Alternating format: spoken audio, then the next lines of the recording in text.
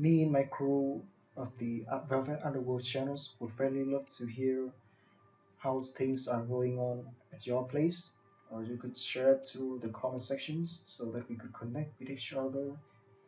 Uh, we would love to build a community of people who love touching stories about mafia bosses. Now, let's enjoy today's stories, shall we? When a 140-pound pit bull trained for bloodshed explodes in Manhattan's deadliest restaurant, one waitress does the impossible. She stops him without a weapon, without fear, just her voice and steady hands.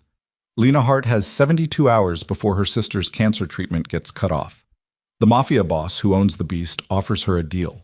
Move into his fortress, fix his broken dog, and he'll pay for everything. But Lena's corrupt federal agent X has other plans. He wants her to spy on the man who just saved her sister's life, or watch Sophie die. This is the story of a woman who walked into a war zone to save a monster and discovered she was stronger than the men who tried to own her. If you want to see how far loyalty can bend before it breaks, stay until the end. Hit that like button and drop a comment telling me what city you're watching from. I want to see how far this story travels. The thing about working at Corso Ristorante wasn't the danger. It was the performance of pretending there wasn't any. Lena Hart had mastered that performance over 18 months of slinging prime cuts and aged wine to men whose smiles cost more than most people's funerals. She'd learned to read the room like sheet music, which tables wanted invisibility, which wanted theater, and which ones, the ones near the back corner booth, wanted both simultaneously while conducting business that would never appear on any ledger the IRS could subpoena. Tuesday nights were usually quiet, the kind of quiet that felt like held breath. Lena pushed through the kitchen's swinging doors with a tray of dirty glassware balanced against her hip, her white shirt already showing sweat marks despite the restaurant's aggressive air conditioning. Behind her, the line cook shouted in rapid-fire Italian and Spanish, their voices creating a wall of sound that somehow felt safer than the dining room's cultivated silence. "Table 12 needs water," Marco, the floor manager, hissed as she set down the tray. His eyes were doing that thing they did when he was nervous, darting toward the corner booth like a rabbit checking for hawks. "And for the love of everything, don't make eye contact." Lena didn't need to ask which table. There was only one that mattered tonight. Dante Moretti had arrived 20 minutes ago with his usual entourage. Two men in expensive suits that didn't quite hide their shoulder holsters, and Brutus, the 140-pound pit bull that walked beside Moretti like a four-legged declaration of war. The dog was legendary in a city that didn't scare easily. Stories circulated among the staff. Brutus once tore through a rival crew's enforcer, left the man alive but permanently reminded of his mistakes. Another story claimed the dog had been trained on live targets in underground fighting rings before Moretti acquired him. Lena had heard them all. She'd also watched Brutus for 18 months, and what she saw didn't match the mythology.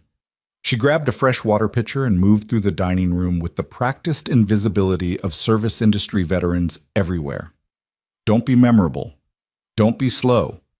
Don't be anything except efficient and gone. But she couldn't help watching the dog.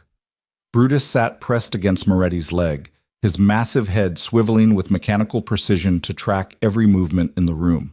His body was pure muscle under a coat of brindle gray, built like something designed by committee to inflict maximum damage. A thick chain leash ran from his reinforced collar to Moretti's hand, though everyone knew the chain was psychological. If Brutus wanted to move, no chain would stop him.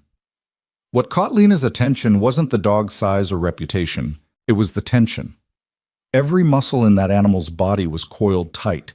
His breathing was shallow and rapid, his ears pinned back flat against his skull. The whites of his eyes showed in constant crescents as he tracked the room with the hypervigilance of something expecting attack from every direction simultaneously. That wasn't aggression. That was terror wearing an aggressive mask. Lena had grown up around dogs. Back when her father was alive and their family home in upstate New York had 4 rescues rotating through various stages of rehabilitation. She'd learned early that most aggressive dogs were just terrified animals who'd learned that offense was the only defense that worked. The mean ones, the truly dangerous ones, were usually the ones humans had broken first. She filled water glasses at table 12 without looking directly at anyone, her hands steady even as her peripheral vision cataloged everything. The way Moretti's lieutenants sat with their backs to walls, the bulge of concealed weapons, the tension in Brutus's haunches like compressed springs. "Thank you," one of the lieutenants said, his voice carrying the kind of politeness that felt like a test. Lena nodded and retreated, but not before catching Moretti's eyes for a half-second.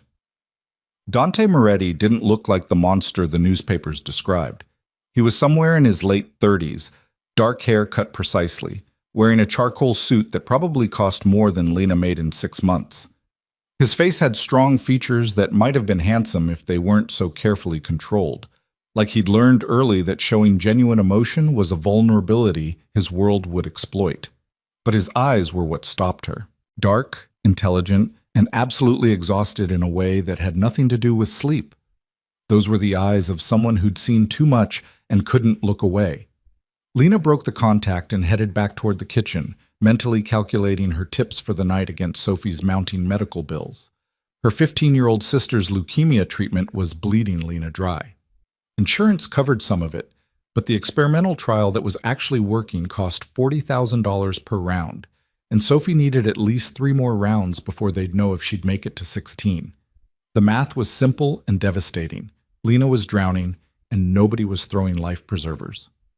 "You good?" Maria, another server, asked as Lena grabbed her next orders from the kitchen window. "Always," Lena lied, forcing a smile that felt like lifting weights. The lie lasted another 40 minutes. Lena was delivering desserts to a table of Wall Street types trying to impress their dates with expense account excess when she heard the front door crash open. The sound cut through the restaurant's ambient noise like a gunshot, sudden, violent, wrong. Every head turned. 3 men stumbled in, already drunk, already loud. The one in front wore a leather jacket despite the May heat, his face flushed red with alcohol and something meaner. Lena recognized the type immediately. Guys who'd grown up with just enough money to feel entitled to everything and just enough failure to be furious about it. "Well, well," Leather Jacket announced to the room, his words slurring together. "Fancy fucking place. You serve real people here or just wise guy wannabes?" Marco materialized from somewhere, his manager's smile stretched thin. "Gentlemen, I'm afraid we're fully booked tonight, but I'd be happy to recommend—" "We don't want recommendations." Leather Jacket's eyes were scanning the room, and Lena's stomach dropped when she realized what he was looking for. "We want to see if the stories are true. They say Dante Moretti eats here with his killer dog. That true?" The temperature in the room plummeted. Lena watched Moretti's table from across the dining room.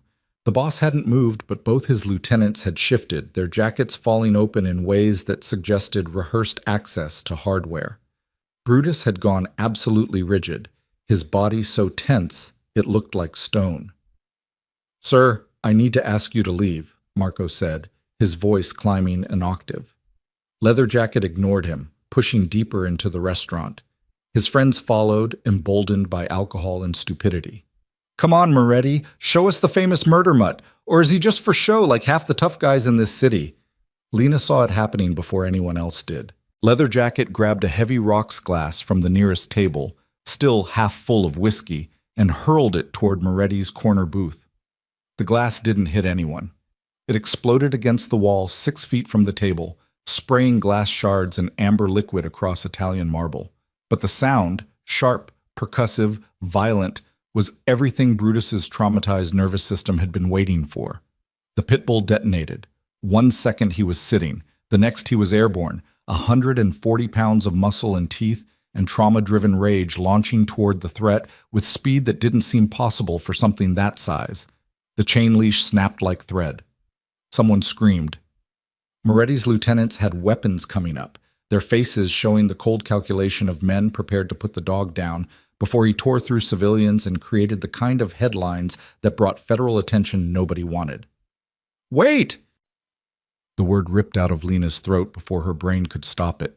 She was already moving, her body acting on 18 months of observation and 15 years of instinct from her father's rescue work. Brutus had covered half the distance to Leather Jacket, who'd sobered up instantly and was scrambling backward with genuine terror painting his face, when Lena stepped directly into the dog's path. Every tactical part of her brain screamed that this was suicide. But the part that had watched this animal for 18 months, that had seen the fear beneath the fury, knew something else. Brutus, down! She didn't shout. Shouting would spike his adrenaline higher. Instead, Lena dropped her voice into a register she hadn't used since her father died. Low, steady, absolutely certain. The tone you used with terrified animals who needed an anchor more than a command. Brutus skidded to a stop 6 feet from her, his massive head swinging toward this new variable. His lips were peeled back from teeth that could crush bone, his entire body vibrating with violent energy. Lena went immediately still. Not frozen. That was fear. And dogs could smell fear. This was deliberate stillness, the kind that communicated calm instead of threat. She kept her hands low and visible, her breathing slow and deep, her eyes soft, not staring directly at him, which would read as challenge, but not looking away either, which would read as prey. "You're okay," she said, her voice carrying that same low steadiness. "Nobody's going to hurt you. You're safe." Behind her, someone hissed, "What the hell is she doing?" Moretti's voice cut through, quiet and absolute. "Nobody moves. Nobody breathes." Lena took one slow step forward. Brutus's head dropped slightly, his eyes tracking her movement, but his body language shifting, less offensive aggression, more confusion. His breathing was still rapid, his pupils blown wide with panic, but something in Lena's approach was penetrating the trauma response. She'd seen this before years ago, with a German shepherd that had been beaten so badly it had forgotten how to trust anything human. Her father had spent 3 months teaching that dog that not all hands struck, not all voices threatened. The lesson had stuck with Lena. Trauma wasn't about the present moment. Trauma was about every moment that taught you the world was dangerous, and the only way to survive was to strike first. "Hey, big guy," Lena murmured, taking another step. "I know you're scared. That sound, the glass breaking, that reminded you of bad things, didn't it?" Brutus's ears flickered forward, then back. His tail remained rigid, but the muscles in his shoulders were starting to unlock incrementally. "But this isn't that place," Lena continued, her voice steady as a heartbeat. "This is different. Look at me. No weapons, no hitting, no pain. Just me, talking to you like you're not a monster." She was close enough now to see the scars hidden beneath his coat. Old burns, healed fractures, the kind of damage that didn't happen from normal dogfights. This animal had been tortured into violence, trained through agony to associate every stimulus with survival. Lena extended her hand, palm down, moving so slowly it looked like meditation. "You don't have to hurt anyone," she said softly. "You can choose something different." Brutus's breathing started to slow. His body remained tense, but the vibrating fury was draining away, replaced by something that looked like exhaustion. He leaned forward, not lunging, but investigating, and sniffed her extended hand with the careful precision of an animal trying to reconcile its training with new information. Then, impossibly, he sat. The restaurant remained frozen, every person holding their breath like they'd witnessed something supernatural. Lena heard someone whisper, "Jesus Christ," but she didn't break her focus. She crouched down to Brutus's level, still moving with deliberate slowness, and placed one hand gently on his head. The Pitbull leaned into the touch like he'd been starving for it. Lena felt something break in her chest. Not fear, but recognition. This wasn't a monster. This was a prisoner who'd learned to survive by becoming what his captors demanded, and who'd forgotten he could be anything else. "Good boy," she whispered, scratching behind his ears the way her father had taught her. Firm enough to feel like massage, gentle enough to communicate safety. "You're such a good boy." Brutus's tail gave a tiny, uncertain wag. Behind her, Lena heard movement. She turned her head slightly and saw Moretti standing now, his face showing an expression she couldn't quite read. Shock, maybe, or something more complicated. His lieutenant still had hands near their weapons, but they weren't drawing. Leather jacket and his friends had disappeared. Probably ran the moment Brutus sat down. Marco was staring at Lena like she'd just walked on water. "How?" Moretti said, his voice carrying genuine curiosity beneath its controlled surface. "Did you do that?" Lena stayed crouched, keeping one hand on Brutus's head while the dog pressed against her leg like an exhausted child. "He's not aggressive. He's terrified. There's a difference." Everyone says he's dangerous. He is dangerous, Lena agreed, finally looking up at Moretti directly. But dangerous and evil aren't the same thing. He's dangerous because someone made him that way. Taught him that violence was the only option. But that's not who he is underneath. That's just what he learned to survive. Something shifted in Moretti's expression. You can see that just by looking at him? I grew up around rescue dogs, Lena said. My father ran a rehabilitation program for animals nobody else wanted. The ones with bite histories, trauma responses, fear aggression. He'd take them in and show them that not all humans were threats. She paused, feeling Brutus's breathing slow further under her touch. This boy has all the signs. The hypervigilance, the explosive reactions to sudden stimuli, the way he calms down the moment someone shows him genuine calm instead of fear or aggression. He's been trained for violence, but he's wired for something else. Moretti studied her for a long moment, and Lena realized she was being assessed by someone who'd built an empire on reading people accurately. What's your name? Lena. Lena Hart. Lena. He said it like he was testing how it felt. You work here long? 18 months. And in 18 months, you're the first person who's ever looked at my dog and seen something other than a weapon. It wasn't a question, but Lena answered anyway. Most people see what they're afraid of. They don't look deeper. Brutus shifted against her, his massive head resting on her knee now, his eyes half closed. The transformation was so complete it looked fake, except Lena could feel his heartbeat slowing under her hand, could see the tension bleeding out of muscles that had probably been locked tight for years. Moretti crouched down beside them, moving carefully, and Brutus's eyes opened, but he didn't pull away from Lena's touch.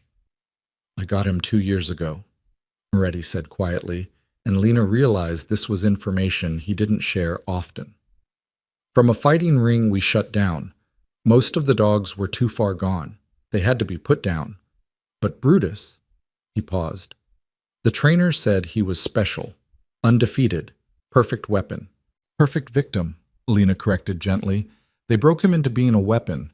But the fact that he's sitting here right now, calm under my hand instead of tearing through this restaurant, proves he's got more in him than just violence. Can he be fixed? The question was asked with the careful neutrality of someone who'd learned not to hope for things too openly. Lena looked at Brutus, really looked at him, seeing past the scars and the reputation to the exhausted animal underneath. I don't know, maybe. It would take time, patience, and someone who understands trauma conditioning. You can't just train it out. You have to rebuild the neural pathways, create new associations, teach him that the world isn't what he learned it was. Could you do it? Lena blinked, startled. What? Could you fix him? Moretti's eyes were direct, intelligent, and absolutely serious. You clearly know what you're doing. You just stopped what 3 trained handlers couldn't control. Could you rehabilitate him? I'm a waitress, Lena said carefully. Not a professional trainer. What I know comes from watching my father work. And that was years ago. But could you do it? The weight of the question pressed down on Lena's shoulders. She thought about Sophie, about the medical bills stacking up like accusations, about the experimental treatment that was the only thing keeping her sister alive, and the $40,000 she didn't have for the next round. She thought about how desperately she needed a miracle. But she also thought about the animal under her hand and what it would mean to promise something she might not be able to deliver. I don't know, she said honestly. I'd have to spend time with him, observe his triggers, understand his specific trauma responses. Every dog is different. What worked for the animals my father rehabilitated might not work for Brutus. And there's no guarantee. Sometimes the damage is too deep, and the best you can do is manage it, not cure it. Moretti nodded slowly, like he appreciated the honesty more than false confidence. But you'd try. If I took this on, I'd give it everything I have, Lena said. But Mr. Moretti, I need to be clear. I'm not qualified for this. I'm not a licensed behaviorist or a professional trainer. What I have is experience and instinct, and it's more than anyone else has offered. Moretti stood up, and Lena found herself looking up at a man who commanded rooms with his presence alone. I'll have someone contact you tomorrow. We'll discuss terms. Terms? If you're going to work with Brutus, you'll need to be available regularly. That means we'd need to work around your schedule here, or... He paused. We could make other arrangements. Lena's survival instincts were screaming warnings, but her desperation was shouting louder. What kind of arrangements? Let me think about it overnight, Moretti said. In the meantime, he pulled out his wallet and handed her a business card. Heavy stock, minimal design, just a phone number. Call this number if you need anything. And Lena? Yes? Thank you for seeing him as more than what he's been forced to be. Then he was moving away, his lieutenants falling into formation around him. Brutus stood reluctantly, looking back at Lena with something that might have been confusion or might have been hope. She couldn't tell which. The moment the Moretti crew left, the restaurant exploded with sound. Marco was at her side immediately, his face cycling through terror and relief, and something like anger. Are you insane? He hissed. Do you have any idea what could have happened? That dog could have killed you. Moretti could have... But he didn't, Lena interrupted, her legs suddenly shaking as the adrenaline crashed. The dog didn't attack, and Moretti just offered me something. I don't know what yet, but something. Maria appeared with a glass of water, pressing it into Lena's hands. Girl, you just stepped between a mafia boss's attack dog and potential prey. You either have titanium ovaries or a death wish. Neither, Lena said, drinking the water because her mouth had gone desert dry. I just saw an animal in pain and knew how to help. But as she finished her shift, moving through the remaining tables on autopilot while her brain processed what had just happened, Lena couldn't shake the feeling that she'd just stepped off a cliff without checking if there was ground below. She left Corso at midnight, her feet aching and her mind racing. The subway ride back to her apartment in Queens took 40 minutes, giving her plenty of time to spiral through every possible outcome of Moretti's promised contact. What if he wanted her to move the dog to a training facility? She couldn't afford to quit her job. What if he wanted her to work with Brutus at his estate, wherever that was? She had Sophie to think about. Her sister was staying with their neighbor, Mrs. Chen, during Lena's shifts. But that arrangement was already stretched thin. What if this was all some kind of test, and she'd just painted a target on her back by suggesting the most feared enforcer dog in Manhattan was actually just traumatized? Lena's phone buzzed as she climbed the stairs to her third-floor walk-up. A text from an unknown number. Memorial Sloan Kettering called. Sophie's next treatment is scheduled for Friday. They need payment confirmation by Wednesday. 2 days. $40,000. Impossible. Lena let herself into the apartment and found Sophie asleep on the couch, her bald head covered with the knitted cap Lena had made her last month. Her sister looked impossibly small, impossibly fragile, like a strong wind could carry her away. The medical equipment, the IV stand, the pill organizers, the thick binder of treatment protocols dominated their tiny living room like occupying forces. Lena sat down on the edge of the couch, careful not to wake Sophie, and let herself feel the full weight of their situation. She was drowning. They were drowning. And she'd just gambled their last hope on a conversation with a crime boss who might call tomorrow or might forget she existed. Her phone buzzed again. Different number. The text read, "This is Vincent, Mr. Moretti's associate. He'd like to meet with you tomorrow, 10 a.m. A car will pick you up at your address. Compensation for your time will be provided regardless of outcome. Respond to confirm." Lena stared at the message, her thumb hovering over the keyboard. This was the cliff edge. This was the moment where she decided if she was desperate enough to step into a world she'd spent 18 months serving but never joining. She looked at Sophie, at the medical bills stacked on their kitchen counter, at the reality of their situation. Then she typed, "Confirmed." The response came immediately. "Car will arrive at 9:45 a.m. Dress comfortably." Lena set her phone down and allowed herself exactly 5 minutes of panic. Hands shaking, breath coming fast, the full understanding of what she might have just agreed to washing over her like ice water. Then she stood up, checked that Sophie was comfortable, and went to her bedroom to figure out what dress comfortably meant when meeting with organized crime. She didn't sleep that night. At 9:43 a.m., a black SUV with tinted windows pulled up in front of her building. Lena watched from her window, her stomach performing gymnastics. She dressed in jeans and a simple sweater, comfortable but not sloppy, professional but not trying too hard. Sophie was at school, safe in Mrs. Chen's supervision for pickup. Lena had left a note explaining she had a job interview and would be back by afternoon. It wasn't technically a lie. The driver who emerged from the SUV was built like a professional linebacker, but he opened the rear door with surprising courtesy. "Ms. Hart, I'm Vincent. Mr. Moretti is looking forward to speaking with you." Lena climbed into the SUV, her survival instincts cataloging details. Bulletproof glass, reinforced doors, complete privacy partition between front and rear seats. This wasn't a car. This was a mobile fortress. The drive took them out of Queens, across the bridge, and into New Jersey. Lena watched the city give way to suburbs, then to something more rural, estates with gates and security cameras, and the kind of privacy that money and menace could buy. They turned onto a private road, passed through gates that looked like they could stop a tank, and pulled up to a house that made mansion feel inadequate. Moretti's estate was beautiful in the way powerful things often were, all clean lines and strategic design, modern architecture that suggested taste and resources in equal measure. The grounds were immaculate, the security subtle but omnipresent. Vincent opened her door. "Mr. Moretti is waiting in the garden. Follow me, please." Lena followed him through the house. Marble floors, art that was probably worth more than her entire building, the quiet hum of wealth so complete it didn't need to announce itself, and out to a stone patio overlooking landscaped grounds. Dante Moretti sat at an outdoor table, dressed casually in dark slacks and a white shirt, looking significantly less intimidating than he had at the restaurant. Brutus lay beside him, the dog's head resting on enormous paws. When Brutus saw Lena, his tail started wagging. "Ms. Hart," Moretti said, standing. "Thank you for coming. Please sit. Can I offer you coffee? Breakfast?" "Coffee would be good," Lena said, settling into the chair across from him while her brain struggled to reconcile the polite host with the reputation she'd heard whispered at Corso.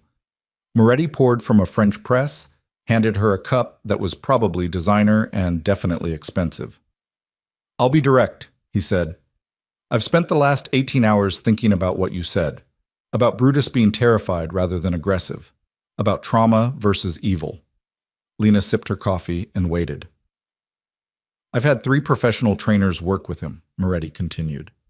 "All of them use dominance-based methods, alpha theory, punishment-based conditioning, shock collars. None of it worked. It just made him more reactive, more dangerous. I was starting to think he was unsalvageable." "He's not," Lena said quietly. "But the methods you described would only deepen his trauma. He doesn't need to be dominated. He needs to learn that the world isn't always threatening. Can you teach him that?" "I can try, but it won't be fast and it won't be easy. Undoing years of trauma takes time." Moretti nodded slowly. "What would you need?" "Time with him. Regular, consistent sessions where I can observe his triggers and start building new associations. Access to his history, if you have it, where he came from, what specific training methods were used, any medical records. And patience on your end. This isn't like training a puppy. This is rehabilitation, and there will be setbacks." "I can provide all of that." Moretti paused. "But there's a complication. Brutus goes everywhere with me. My work requires constant movement, meetings, travel, appearances. Taking him to a training facility isn't an option for security reasons." Lena understood. Men in Moretti's position didn't leave their animals with strangers who might turn them into leverage. "So you'd need someone who could travel with you," she said carefully. "Work with him in different environments, different situations." "Yes, which brings me to my proposal." Moretti's eyes were direct, assessing. "I'd like to hire you as Brutus's full-time handler. You'd live here at the estate, work with him daily, accompany us when necessary. In exchange, I'll pay you a salary of $15,000 per month, plus room and board, full health insurance, and—" He paused. "I understand you have a sister, Sophie, 15, currently undergoing leukemia treatment at Sloan Kettering." Lena's blood went cold. "How do you know that?" "I make it my business to know about people before I trust them with things that matter to me," Moretti said simply. "Your sister's treatment is expensive, experimental, not fully covered by insurance. You're drowning in medical debt, and the next round of treatment is scheduled for Friday with payment due Wednesday." He slid an envelope across the table. Lena opened it with shaking hands. Inside was a check made out to Memorial Sloan Kettering for $40,000, with Sophie Hart's patient number in the memo line. "Consider it a signing bonus," Moretti said. "Enough for this round and the next two. If you agree to work with Brutus, your sister's entire treatment will be covered. All of it, including experimental trials, hospital stays, medications, everything. I have connections at Sloan Kettering. She'll get the best care available." Lena stared at the check, feeling like the ground had disappeared beneath her feet. This was salvation. This was Sophie's life, handed to her on expensive paper stock. This was also a deal with the devil, or at least someone the world had labeled as such. "Why?" she asked, her voice barely above a whisper. "Why would you do this? I'm nobody. Brutus is just a dog. This is too much." "Brutus isn't just a dog to me," Moretti interrupted, and for the first time, Lena heard genuine emotion in his voice. "He's the only living thing in my world that doesn't want something from me, doesn't fear me, doesn't calculate angles. He's honest. And if there's a chance he could be more than what he's been made into, I want to give him that chance." He paused, and Lena saw something vulnerable flicker across his face before the control reasserted itself. "And maybe," Moretti continued quietly, "I want to see if things that have been broken can actually be fixed." Lena looked at Brutus, who was watching her with those dark, intelligent eyes. The dog who everyone called a monster, but who'd sat calmly under her touch and wagged his tail when she arrived. She looked at the check that represented Sophie's survival. She looked at Dante Moretti, who commanded an empire built on violence but was asking her, a waitress with no credentials, to teach his dog that the world could be gentle. "If I do this," Lena said slowly, "I need some things to be clear. I'm not joining your organization. I'm not getting involved in your business. I work with Brutus, period. And if at any point I feel like this arrangement is putting my sister in danger, I walk away." "Agreed. And you have to trust my methods. No more dominance training, no punishment-based conditioning, no override from other trainers. If you hire me, you trust my approach or we don't do this at all." "Agreed." Lena took a deep breath. "Then yes, I'll do it." Moretti extended his hand across the table. When Lena shook it, his grip was firm but not crushing, the handshake of someone who had nothing to prove. "Welcome to the estate, Ms. Hart. Vincent will help you move your things this week. Take whatever time you need to arrange care for your sister during your working hours." "She can come with me," Lena said before she could stop herself. "If I'm living here, she comes too. Non-negotiable." She waited for the refusal, for the explanation about security and liability and all the reasons why bringing a sick teenager into a crime boss's home was impossible. Instead, Moretti just nodded. "There's a guest house on the property, 3 bedrooms, full kitchen, completely private. You and Sophie can stay there. I'll have medical equipment moved in and we can arrange for nursing staff if needed." Lena felt tears threatening and forced them back. "Thank you." "Don't thank me yet," Moretti said, but there was something almost like a smile at the corner of his mouth. "You haven't started working with Brutus. You might decide I'm not paying you enough." As if summoned by his name, Brutus stood and padded over to Lena, resting his massive head on her knee with a gentleness that contradicted everything the world believed about him. Lena placed her hand on his head and felt his tail start to wag again. Looking into those dark eyes, she made a silent promise. "I'll help you remember who you were before they taught you to be a weapon. I'll show you that safety is possible." She just hoped she could keep that promise without losing herself in the process. Moving into Dante Moretti's estate took 3 days, though Lena's entire life fit into 6 boxes and 2 suitcases. What took time was convincing Sophie that this wasn't temporary charity or dangerous desperation, but a real job with real stability, even if that stability came wrapped in bulletproof glass and security cameras that tracked every sparrow crossing the property line.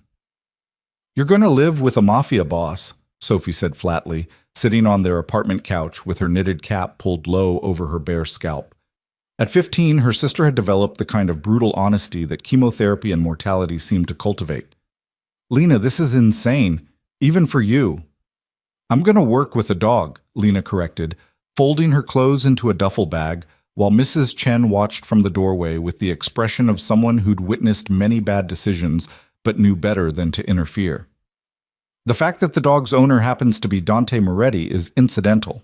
Nothing about Dante Moretti is incidental. The man runs half of Manhattan's. Sophie paused, searching for the right euphemism. Import-export business. Sophie. What? I read the news. I know what import-export means when newspapers use it in quotation marks. Sophie's thin arms crossed over her chest. This is dangerous. So is leukemia, Lena said quietly, sitting down beside her sister. And one of those things I can actually do something about. Mr. Moretti is paying for your treatment, Soph. All of it. Every round, every medication, every hospital stay.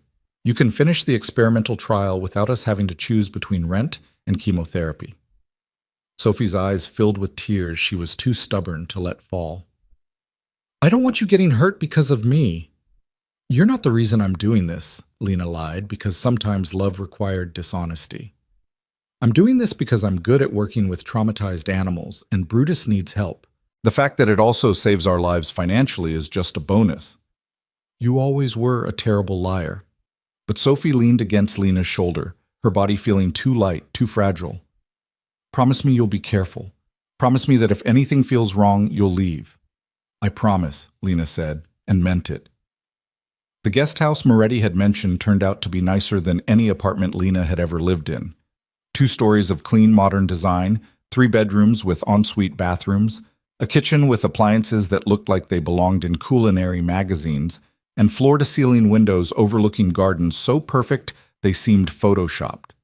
The medical equipment arrived the same day Lena and Sophie did: a hospital-grade bed with adjustable settings, IV stands, monitoring equipment, and a locked cabinet stocked with every medication on Sophie's treatment plan.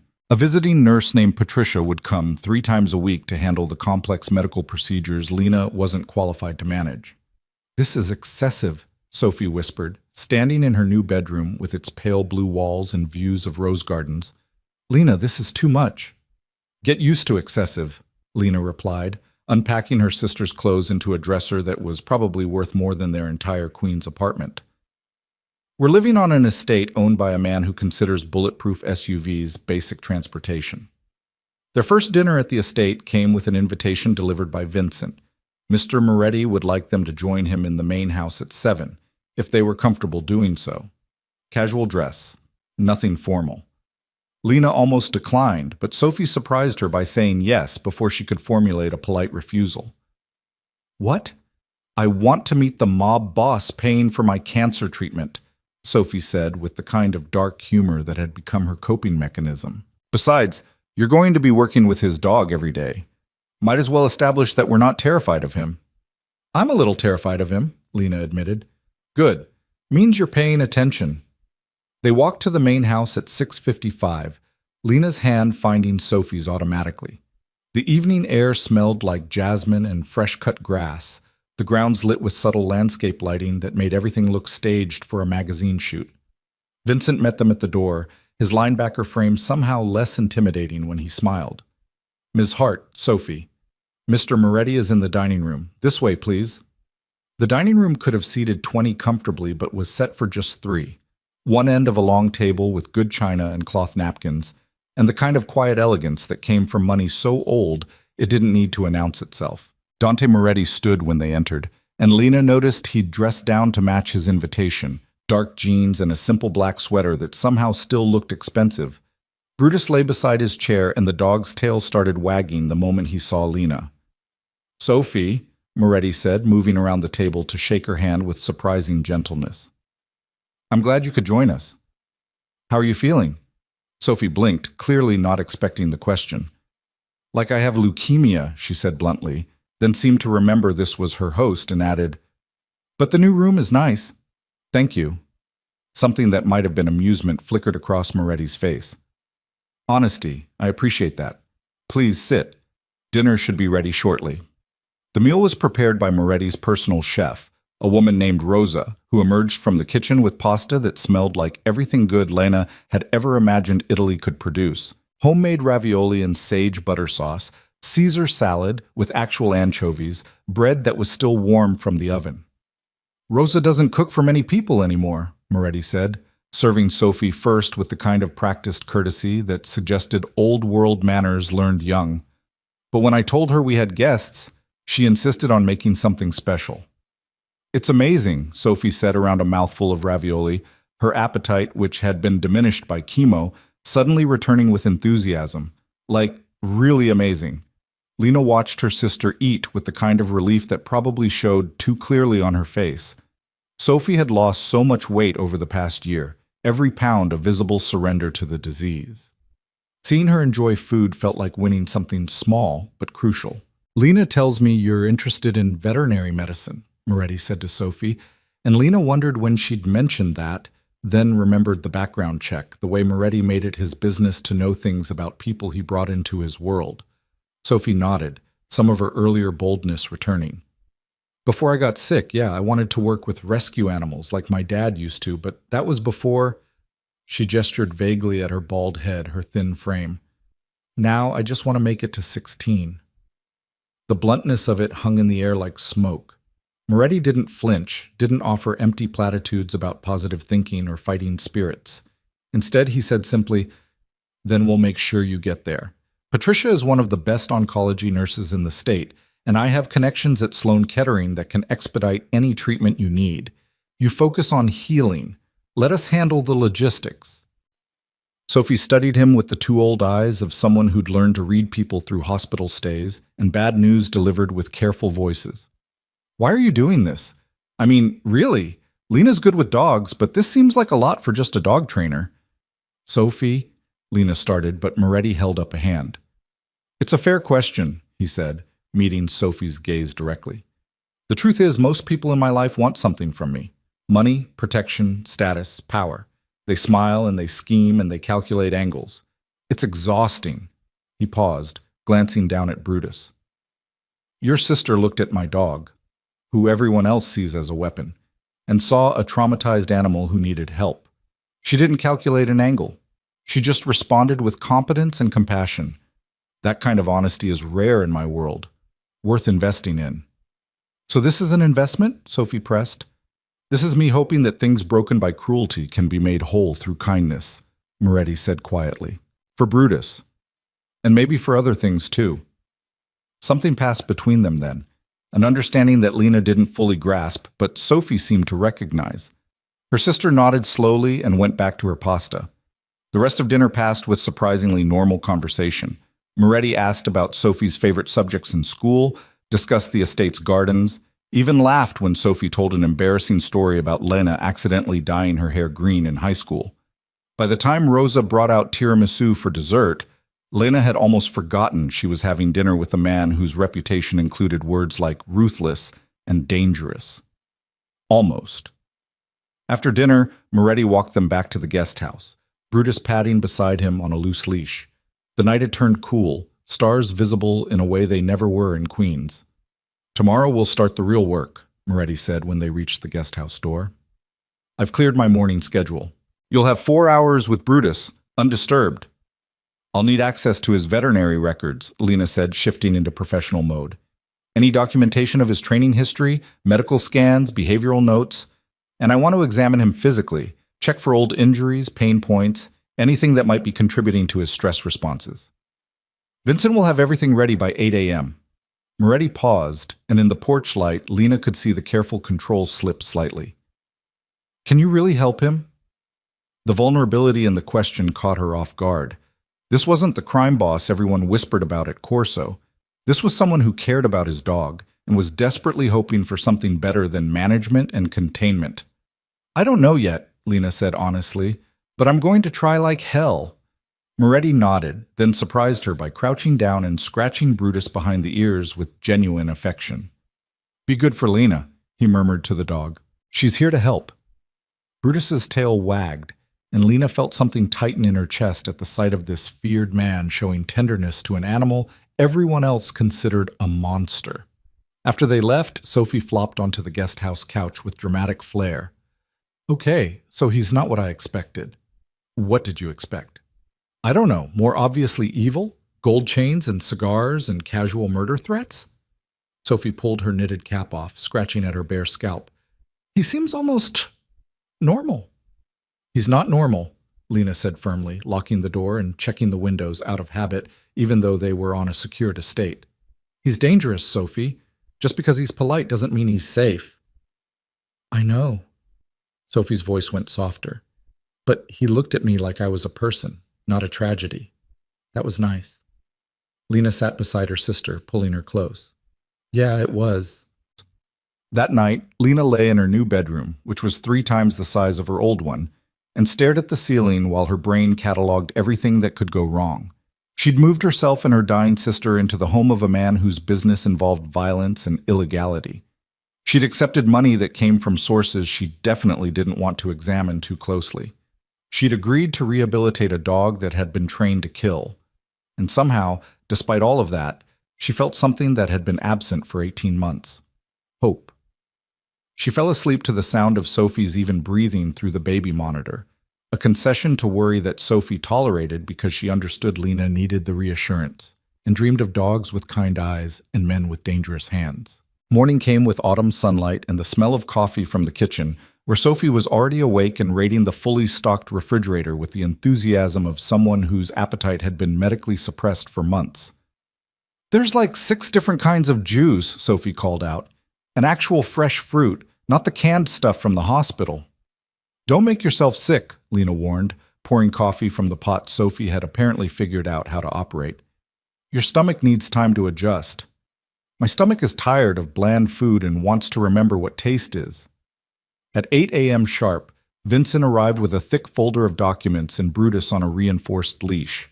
The dog's tail started wagging the moment he saw Lena, his entire rear end wiggling with excitement. All of Brutus's records, Vincent said, handing over the folder. Medical history, training documentation from his previous owner, behavioral notes from the 3 trainers Mr. Moretti hired. There's also a detailed account of the fighting ring where he was recovered if you want background on his trauma source. Thank you. Lena took the folder, its weight substantial in her hands. And Moretti? Where is he? Morning meetings in the city. He'll be back by noon. The estate grounds are yours. Use whatever space you need for training. If you need anything, I'm available by phone. Vincent handed Brutus's leash to Lena, and the dog immediately pressed against her leg.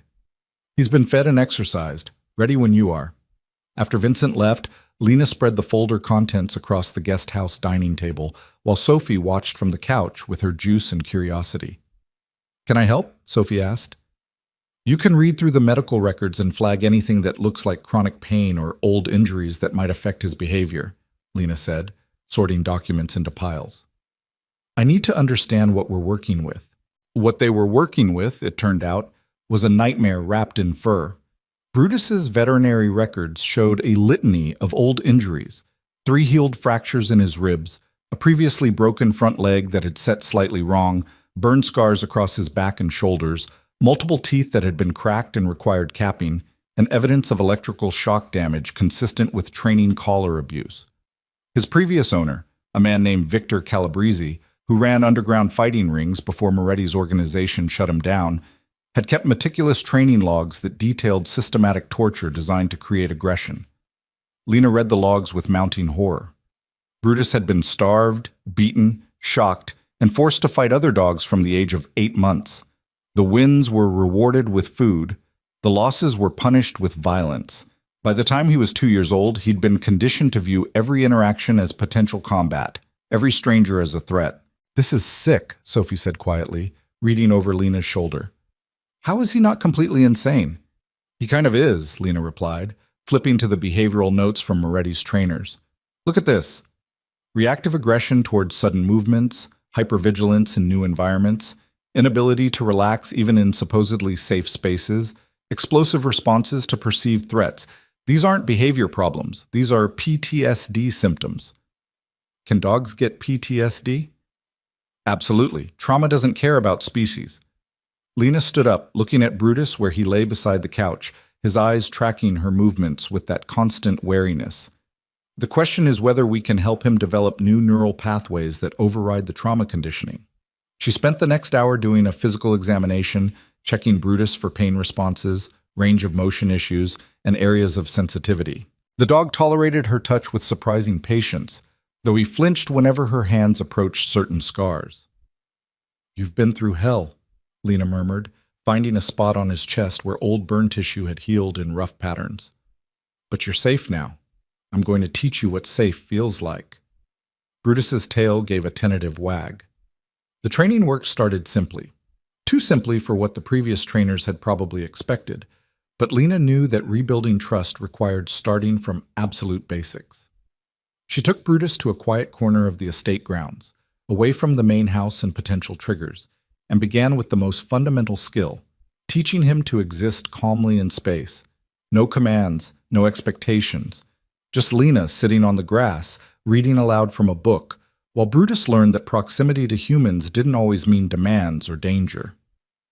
30 minutes in, the dog lowered himself to the ground with a sigh that sounded like relief. Sophie watched from the guest house window, her phone in hand, probably texting friends about her sister's weird new job. Lena caught her eye and waved. Sophie waved back, grinning. By noon, when Moretti's SUV pulled through the gates, Lena had completed 3 training sessions, each focused on building positive associations with previously triggering stimuli. Brutus had progressed from flinching at dropped tennis balls to watching them bounce with only moderate tension. Small victories, but victories nonetheless. Moretti found her in the garden. Brutus sprawled in the grass beside her with his head on her lap.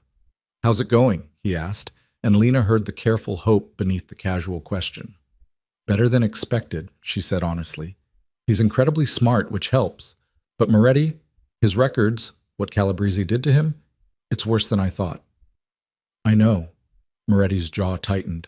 "Calabrese won't be doing it to any other dogs." The finality in his tone suggested Calabrese's underground fighting operation had been shut down permanently and possibly fatally, but Lena didn't ask for details she didn't want confirmed. "The good news is Brutus's behavior is responsive to positive conditioning," Lena continued. "He wants to trust people. He's just been taught that trust gets you hurt.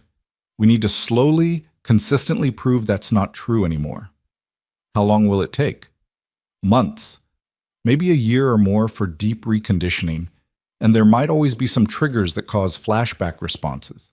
Trauma doesn't just disappear, but we can teach him management skills, build his confidence, create new default behaviors that aren't rooted in fear." Moretti crouched down, and Brutus lifted his head to nuzzle his hand. "Months is fine. A year is fine. Whatever it takes." "There's something else," Lena said carefully. "Your men, the ones who interact with Brutus regularly, they need to understand that punishment-based handling will undo everything we're building. No yelling, no jerking his leash, no intimidation tactics. Everyone needs to be on the same page. I'll make it clear. And when you take him to meetings, restaurants, public spaces, those are high-stress environments. We'll need to work up to that gradually, with positive associations and—" "Lena," Moretti's voice was gentle but firm. "I trust you. Tell me what needs to happen, and I'll make it happen. You're the expert here."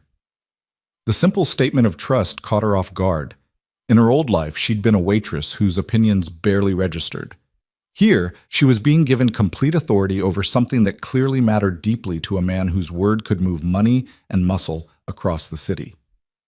"Okay," she said. "Then here's what I need." The conversation continued for an hour, Lena outlining her training plan, while Moretti listened with the focus of someone used to processing complex information and making strategic decisions.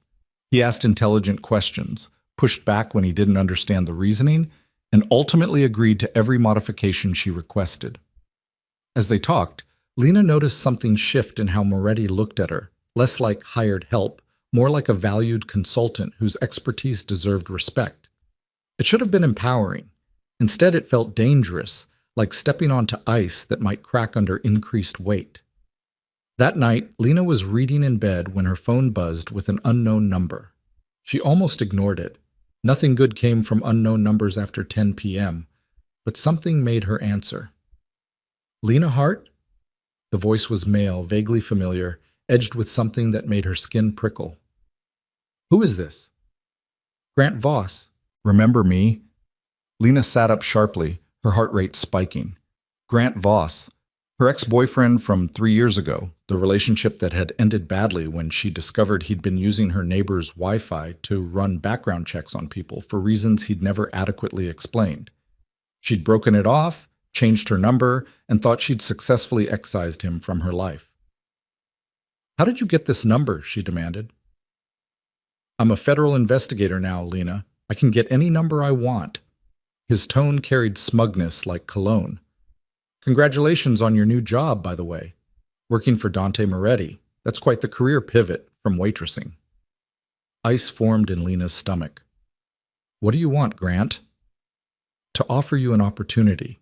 See, the Bureau has been trying to get close to Moretti for years, but he's careful, keeps his organization tight, his people loyal. Then you waltz in, move on to his estate, get access to his home, his schedule, his private moments." "That's valuable access, Lena." "No." The word came out flat and absolute. "Absolutely not. You haven't heard my offer yet. I don't need to. I'm not spying on my employer for you or anyone else." Grant's laugh was ugly. "Your employer? That's cute. You mean the crime boss who's paying for your sister's cancer treatment? The one whose money is probably funding Sophie's experimental trial right now?" Lena's grip on the phone tightened until her knuckles went white. "Here's the thing, Lena. That money, Sophie's treatment funding, it came from Moretti's accounts. Accounts we've been watching. If someone were to flag those transactions as suspicious, launch an investigation into the source of those funds, well, hospitals get nervous about accepting money that might be tied to organized crime. They freeze accounts. They suspend treatments pending investigation. And investigations can take months." "Does Sophie have months?" The threat was crystal clear, wrapped in bureaucratic language that made it sound almost reasonable. "You son of a bitch," Lena breathed. "I'm offering you a choice," Grant continued smoothly. "Feed me information about Moretti's operations. Nothing dramatic, just details about his schedule, his meetings, people who visit the estate. And Sophie's treatment continues uninterrupted. Or refuse, and I make some calls that will bury her funding in red tape she won't survive. That's extortion. That's leverage, ma. And you're going to take the deal, Lena, because we both know you'd do anything to keep your sister alive." He paused. "I'll call you in 3 days for your first report. Think carefully about your answer." The line went dead. Lena sat in the dark, her phone still pressed to her ear, feeling like the floor had dropped away beneath her. Grant Voss, corrupt, manipulative Grant Voss, had just turned her salvation into a trap. If she refused to cooperate, Sophie's treatment got frozen. If she agreed, she betrayed the man who'd saved her sister's life and likely put herself in mortal danger when Moretti inevitably discovered the betrayal. There was no good choice, just gradations of terrible. Her hands were shaking when she finally set the phone down. She wanted to scream, to cry, to rage against the unfairness of a world that kept finding new ways to hurt her sister. But Sophie was sleeping in the next room, safe and stable, and finally getting the treatment she needed. Lena would protect that, whatever it cost. She spent the next 3 days in careful performance, working with Brutus during the day while her mind spun through scenarios at night. She could tell Moretti about Grant's threat, but what if he decided she was too much of a liability and cut her loose?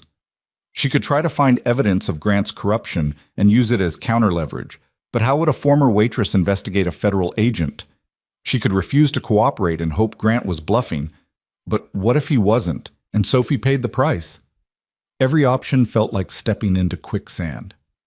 On the third day, while running Brutus through desensitization exercises in the estate's south garden, Lena noticed something odd. A small metallic glint in the rose bushes, partially hidden but catching the afternoon sun. She walked over casually, letting Brutus investigate nearby flowers while she examined the object. It was a surveillance device, professional grade, the kind that transmitted audio and possibly video back to whoever had planted it. Lena's blood ran cold. This wasn't random. This was targeted, sophisticated, and positioned to monitor the main house's outdoor areas where Moretti sometimes held conversations. Grant already had eyes on the estate. He'd probably planted this or had someone else do it before ever calling her. The threat wasn't just about forcing her cooperation. It was insurance, a backup plan if she refused, which meant Grant had already committed crimes by placing surveillance on private property without warrant. If she could prove it, if she could document the device and trace it back to him. But using it as leverage required evidence that wouldn't expose her own involvement, required careful planning, required help from someone who understood how Moretti's world worked. Required, she realized with sinking certainty, confessing everything to Dante Moretti himself. The thought terrified her. Men like Moretti didn't tolerate security breaches, didn't forgive potential betrayals, didn't generally respond well to revelations that their new employee had become a target for federal manipulation. But keeping secrets felt more dangerous than honesty. And if Grant had already planted surveillance, the threat to the estate wasn't hypothetical. It was active, present, ongoing. Lena made her decision. That evening, after Sophie was settled with dinner and a movie, Lena asked Vincent to arrange a private meeting with Moretti.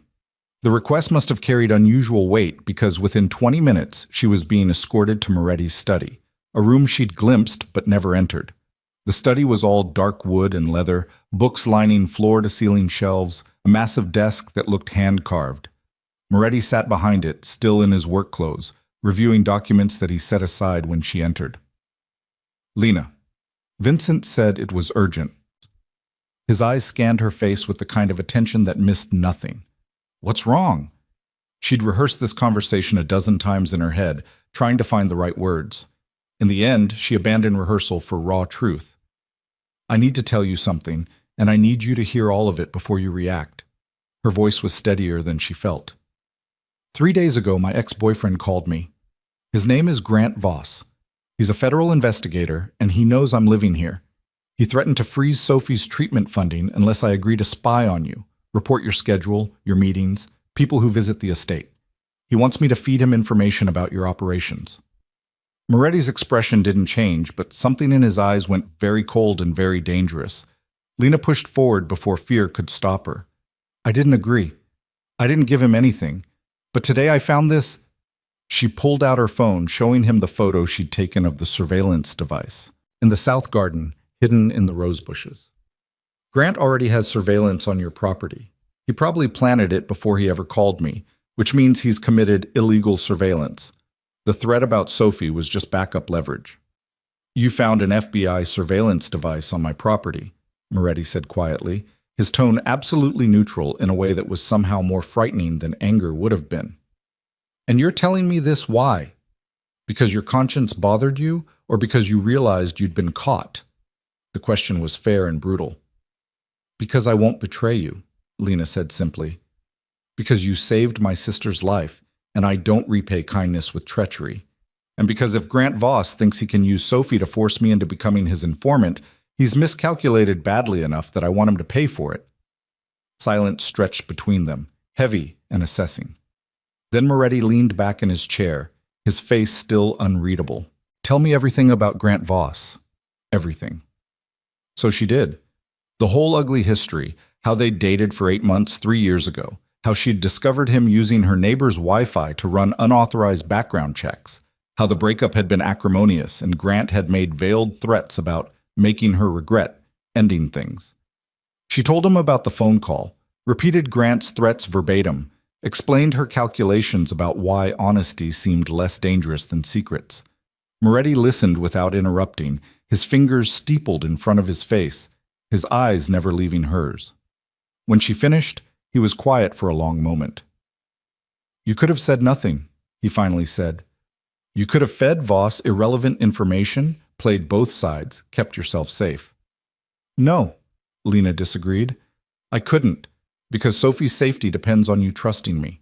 If I'd started lying, started feeding information to the FBI, eventually you'd find out. You didn't build your organization by being careless, and then where would we be? Sophie would lose her treatment, I'd lose your trust, and Grant would still have leverage. Honesty was the only move that didn't guarantee disaster. Something that might have been respect flickered across Moretti's face. You're smarter than you pretend to be. I'm a waitress who learned to read people by watching which tables tipped and which ones stiffed you, Lena said. Same skills, different application. Moretti stood, moving to the window that overlooked the gardens where the surveillance device was still hidden. Grant Voss, federal investigator, corrupt enough to plan illegal surveillance and threaten a cancer patient to force cooperation. He turned back to face her. What do you want to happen here, Lena? The question surprised her. What do I want? You came to me with the problem. I'm asking what solution you're hoping for. Lena thought about it carefully. I want Sophie's treatment to continue without interference. I want Grant to lose his leverage over me. And ideally, I want him to face consequences for threatening a sick kid to force illegal cooperation. That's reasonable, Moretti said. What are you willing to do to make that happen? Whatever you need, Lena said, and meant it. Within limits that don't put Sophie in danger. Moretti smiled then, a real smile, sharp and dangerous and oddly beautiful. Then here's what we're going to do. Grant Voss thinks he's got you trapped. We're going to let him keep thinking that while we build a trap of our own. You're going to feed him exactly what I tell you to feed him. Information that sounds valuable but is actually useless or false. Meanwhile, my people will document every illegal move he makes, every regulation he violates, every line he crosses. And then we'll have enough evidence to bury him with his own corruption. Federal investigators who plant illegal surveillance and threaten civilians don't fare well when their supervisors find out. We'll feed Grant enough rope to hang himself, and you'll be the one holding the evidence when it happens. Lena felt something unlock in her chest. Not relief exactly, but the sense that maybe, possibly, there was a path through this nightmare that didn't end with Sophie dying. You're going to help me, she said, and it wasn't quite a question. You were honest with me when lying would have been easier and possibly safer, Moretti replied. That kind of integrity is rare, worth protecting. He moved back to his desk, already pulling out his phone to make calls. Also, I really don't like federal agents who think they can threaten my people. His people. Lena noticed the possessive, the way Moretti had just claimed her into his organization's protection without asking permission. She should have been nervous about that. Instead, she felt safer than she had in 72 hours. Thank you, she said quietly. Thank me when it's over. For now, get some rest. Tomorrow we start teaching Grant Voss that threatening Sophie Hart was the biggest mistake of his career. Lena left the study feeling lighter, despite the weight of what was coming. She'd chosen her side. Now she just had to trust that the dangerous man she'd placed her faith in could actually deliver on his promises. Behind her, through the study door, she heard Moretti's voice on the phone. I need full backgrounds on a federal investigator named Grant Voss.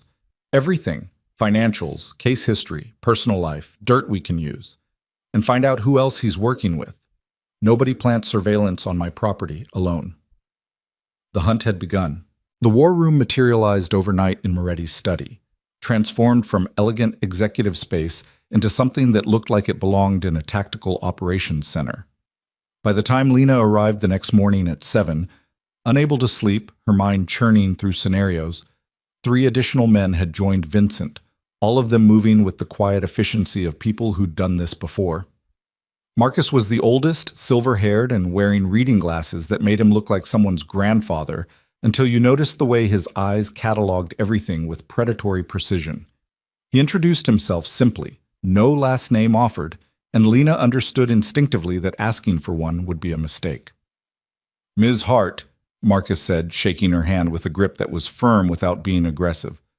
I handle security and intelligence for Mr. Moretti's organization.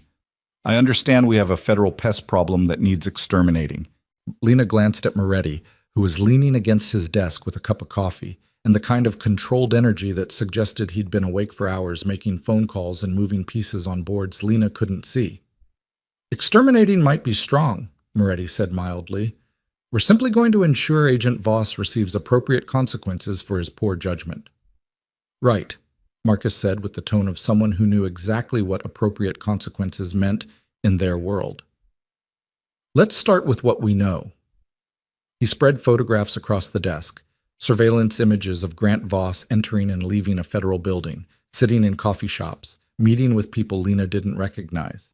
The images were high resolution, taken from multiple angles, professional enough to make Lena realize Moretti's organization had capabilities that went far beyond what she'd imagined. Grant Voss, 34, federal investigator with the Organized Crime Task Force for 6 years, Marcus narrated, pulling up additional files on a laptop. Divorced, no kids, lives alone in a condo in Brooklyn. Decent service record on paper, but our sources inside the bureau say he's got a reputation for cutting corners and pushing boundaries that make his supervisors nervous. Meaning he's corrupt, Lena said flatly. meaning he operates in gray areas and has a history of unauthorized surveillance that's gotten him reprimands but never formal discipline. Marcus tapped one of the photos. The device you found in the garden? We pulled it last night, traced the serial number. It's FBI equipment, but it was checked out under a case number that doesn't exist. Voss falsified requisition paperwork to get his hands on it. That's illegal, Lena said. Very, Moretti agreed, which gives us leverage, but we need more than one illegal surveillance device to truly bury him. We need a pattern of corruption that his supervisors can't ignore. So we give him rope and watch him hang himself, Vincent said from his position near the window, where he'd been watching the grounds with the vigilance of someone who took security personally. Moretti nodded. Exactly. Lena, when Voss calls you again, you're going to agree to cooperate. Tell him you'll feed him information, but you need time to establish patterns and access. Make it believable. Lena's stomach tightened. And then what? I just make things up? You tell him exactly what I tell you to tell him, Moretti said, his voice gentle but absolutely firm. Information that sounds valuable but is either false or relates to legitimate business activities that won't hurt my operations. Meanwhile, we'll be recording every conversation, documenting every request, building a case that proves he's running an illegal operation using federal resources.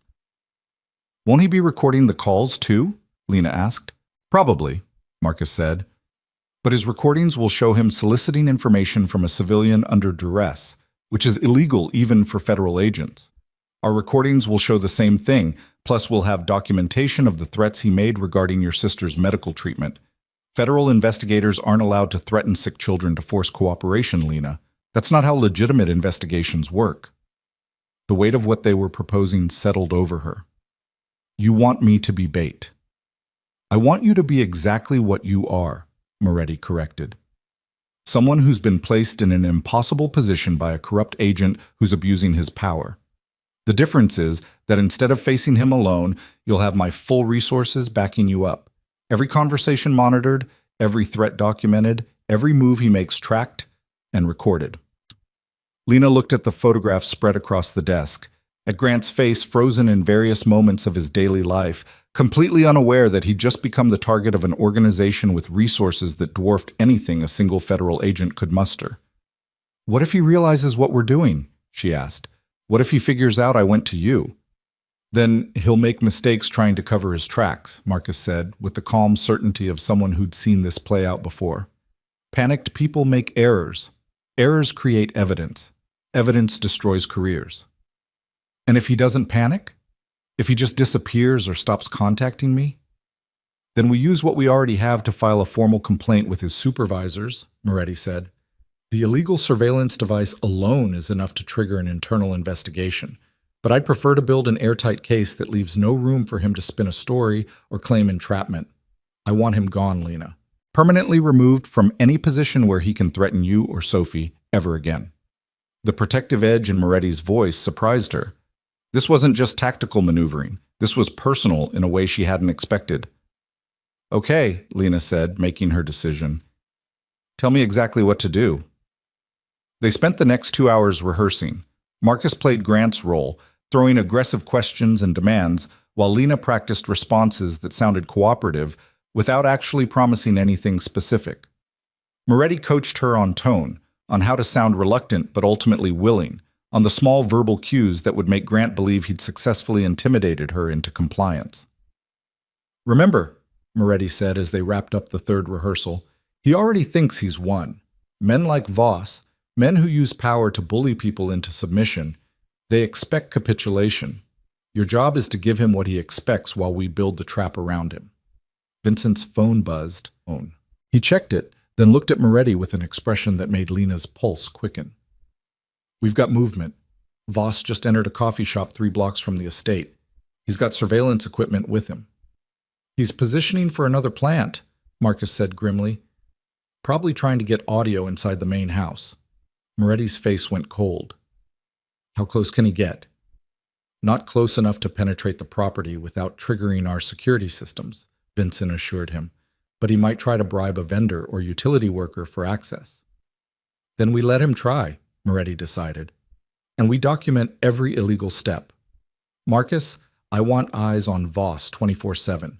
Every person he talks to, every location he scouts, every piece of equipment he deploys. Build me a timeline of criminal activity that will make his supervisor's head spin. Already on it, Marcus said, his fingers flying across his laptop keyboard. Lena watched this unfold with a strange sense of displacement. Yesterday, she'd been a dog trainer trying to rehabilitate a traumatized pit bull. Today, she was at the center of what was essentially a counterintelligence operation being run by a criminal organization against a federal agent. The absurdity should have been laughable. Instead, it felt inevitable, like she'd been moving toward this moment since the night Brutus had launched himself across Corso's dining room, and she'd stepped forward instead of running away. Lena, Moretti's voice pulled her from her thoughts. You're quiet. What are you thinking? That my life got very complicated very fast, she said honestly, and that I'm trusting you with things that could destroy me and Sophie if this goes wrong. Mr. Moretti runs legitimate businesses, restaurants, real estate, import companies. He also runs less legitimate operations that I won't detail because you're better off not knowing specifics. What I can tell you is that he values loyalty, protects his people, and doesn't tolerate threats to his organization or anyone under his protection. You and Sophie are under his protection now. That means something in our world. Our world, Lena repeated. I'm part of this now, aren't I? Whether I wanted to be or not. You became part of this the moment you accepted his offer to work with Brutus, Vincent said, not unkindly. But being part of it doesn't mean you're trapped. Mr. Moretti doesn't force loyalty, he earns it. You'll see. Lena wasn't sure if that was reassuring or terrifying, but she pocketed the secure phone and headed to the guest house where Sophie was having breakfast with Patricia, the oncology nurse. Hey, Sophie said brightly, looking healthier than she had in months. The estate's food, clean air, and reduced stress were already showing effects. Patricia says my blood work from yesterday looks good. White cell count is up. That's wonderful, Lena said, hugging her sister and trying to project normalcy despite the tactical planning session she'd just left. How are you feeling? Like I might actually make it to 16, Sophie said with the dark humor that was her coping mechanism. Then her expression shifted, sharpened with the perceptiveness that illness had given her. What's wrong? And don't say nothing. You've got your something's wrong, but I'm protecting you face on. Lena glanced at Patricia, who took the hint and excused herself to check Sophie's medical supplies in the other room. Remember my ex, Grant? Lena said quietly, sitting beside her sister. He contacted me. He's trying to pressure me into spying on Moretti, threatening to mess with your treatment funding if I don't cooperate. Sophie's face went pale, then flushed with anger. That absolute piece of, what are you going to do? I told Moretti everything. We're handling it. We? Sophie's eyes widened. Lena, you went to a Mafia boss about your federal agent ex-boyfriend threatening me? Are you insane? Probably, Lena admitted.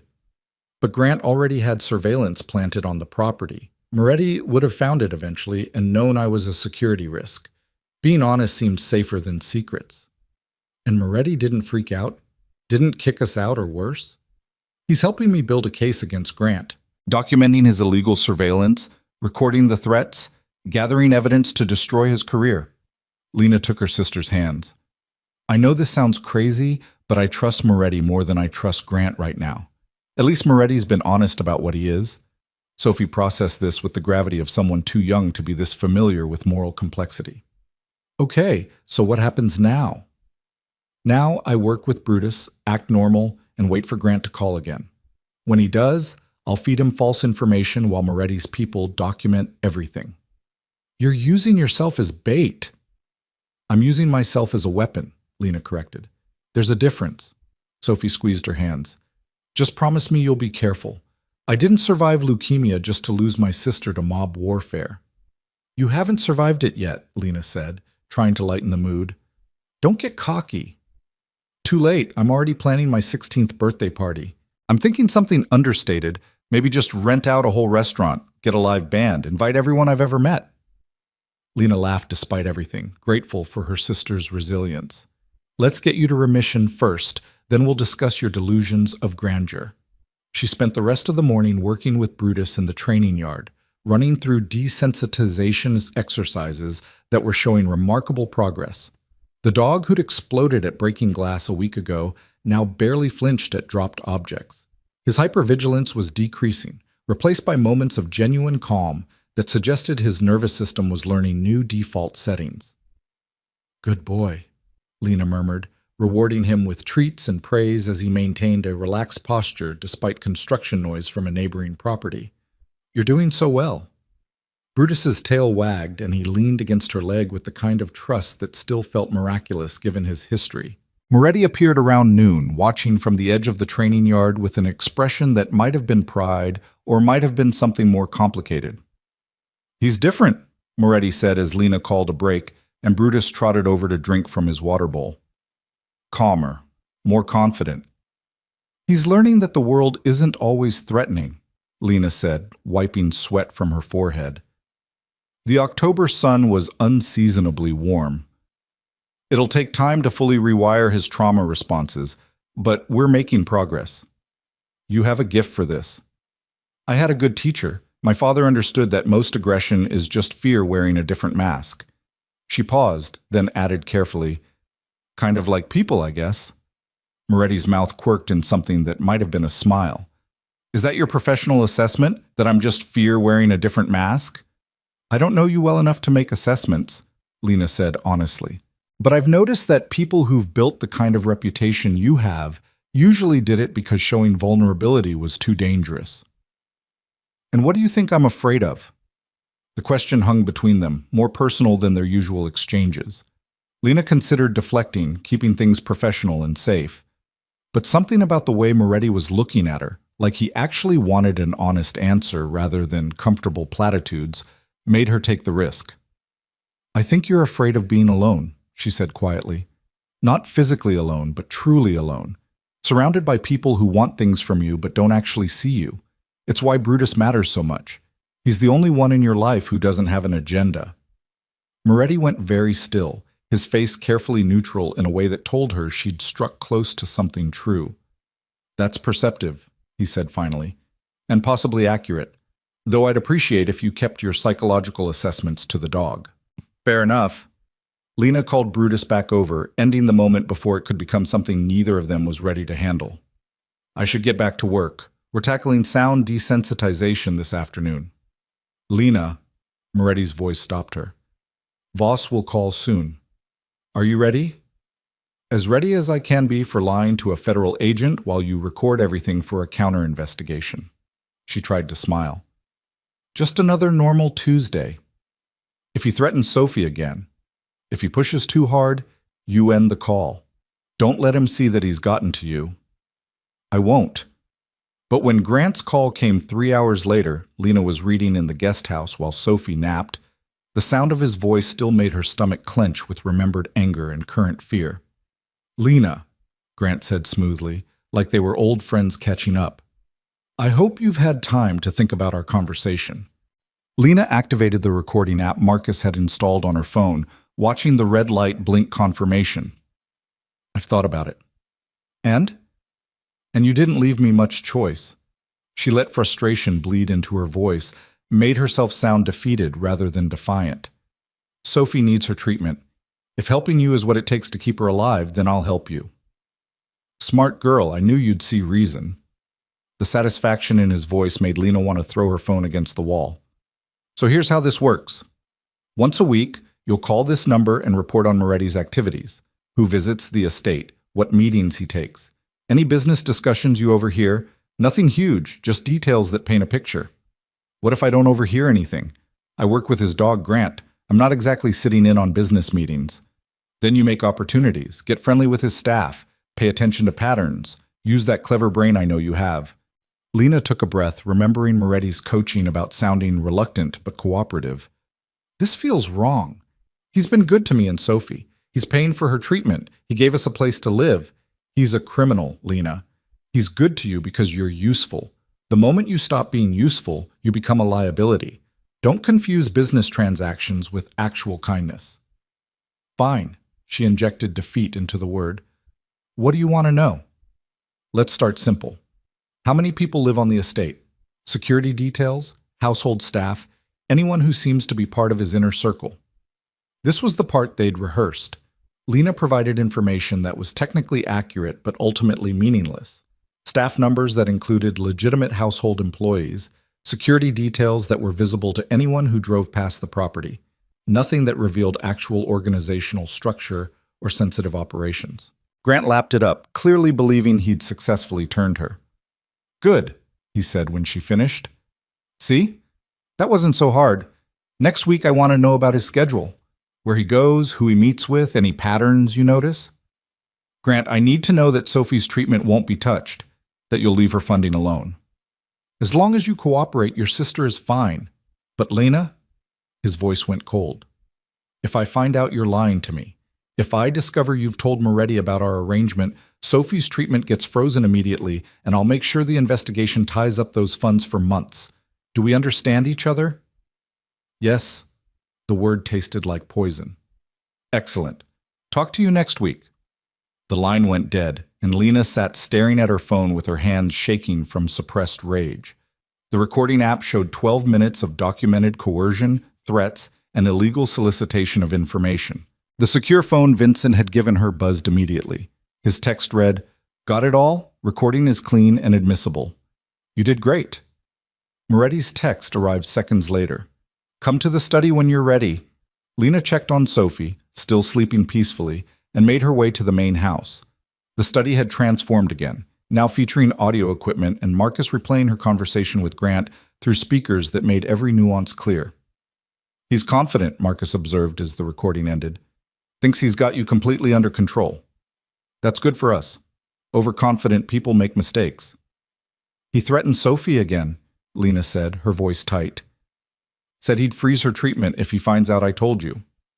"Empty threat," Moretti said firmly. "Sophie's treatment is paid through a trust that has no connection to my name or my businesses. He can't touch it without committing fraud, and even Voss isn't stupid enough to mess with medical trusts. He's just using fear as leverage." "Well, it's working."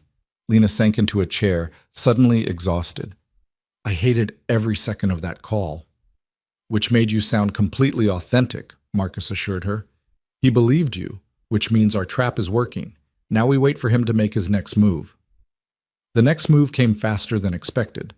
That night, around 11 p.m., Vincent's security team caught someone attempting to bribe the estate's landscaping crew foreman with $5,000 in exchange for planting listening devices in the main house's common areas. The someone was a private investigator working for Grant Voss. Vincent had the man detained in the estate's security office, a room Lena hadn't known existed until she was summoned there at midnight to identify whether she recognized him. She didn't, but the man's phone contained text messages from Grant detailing exactly what surveillance equipment to plant and where. "This is felony conspiracy," Marcus said with obvious satisfaction, photographing every message. "Bribing employees of a private residence to plant illegal surveillance on behalf of a federal agent.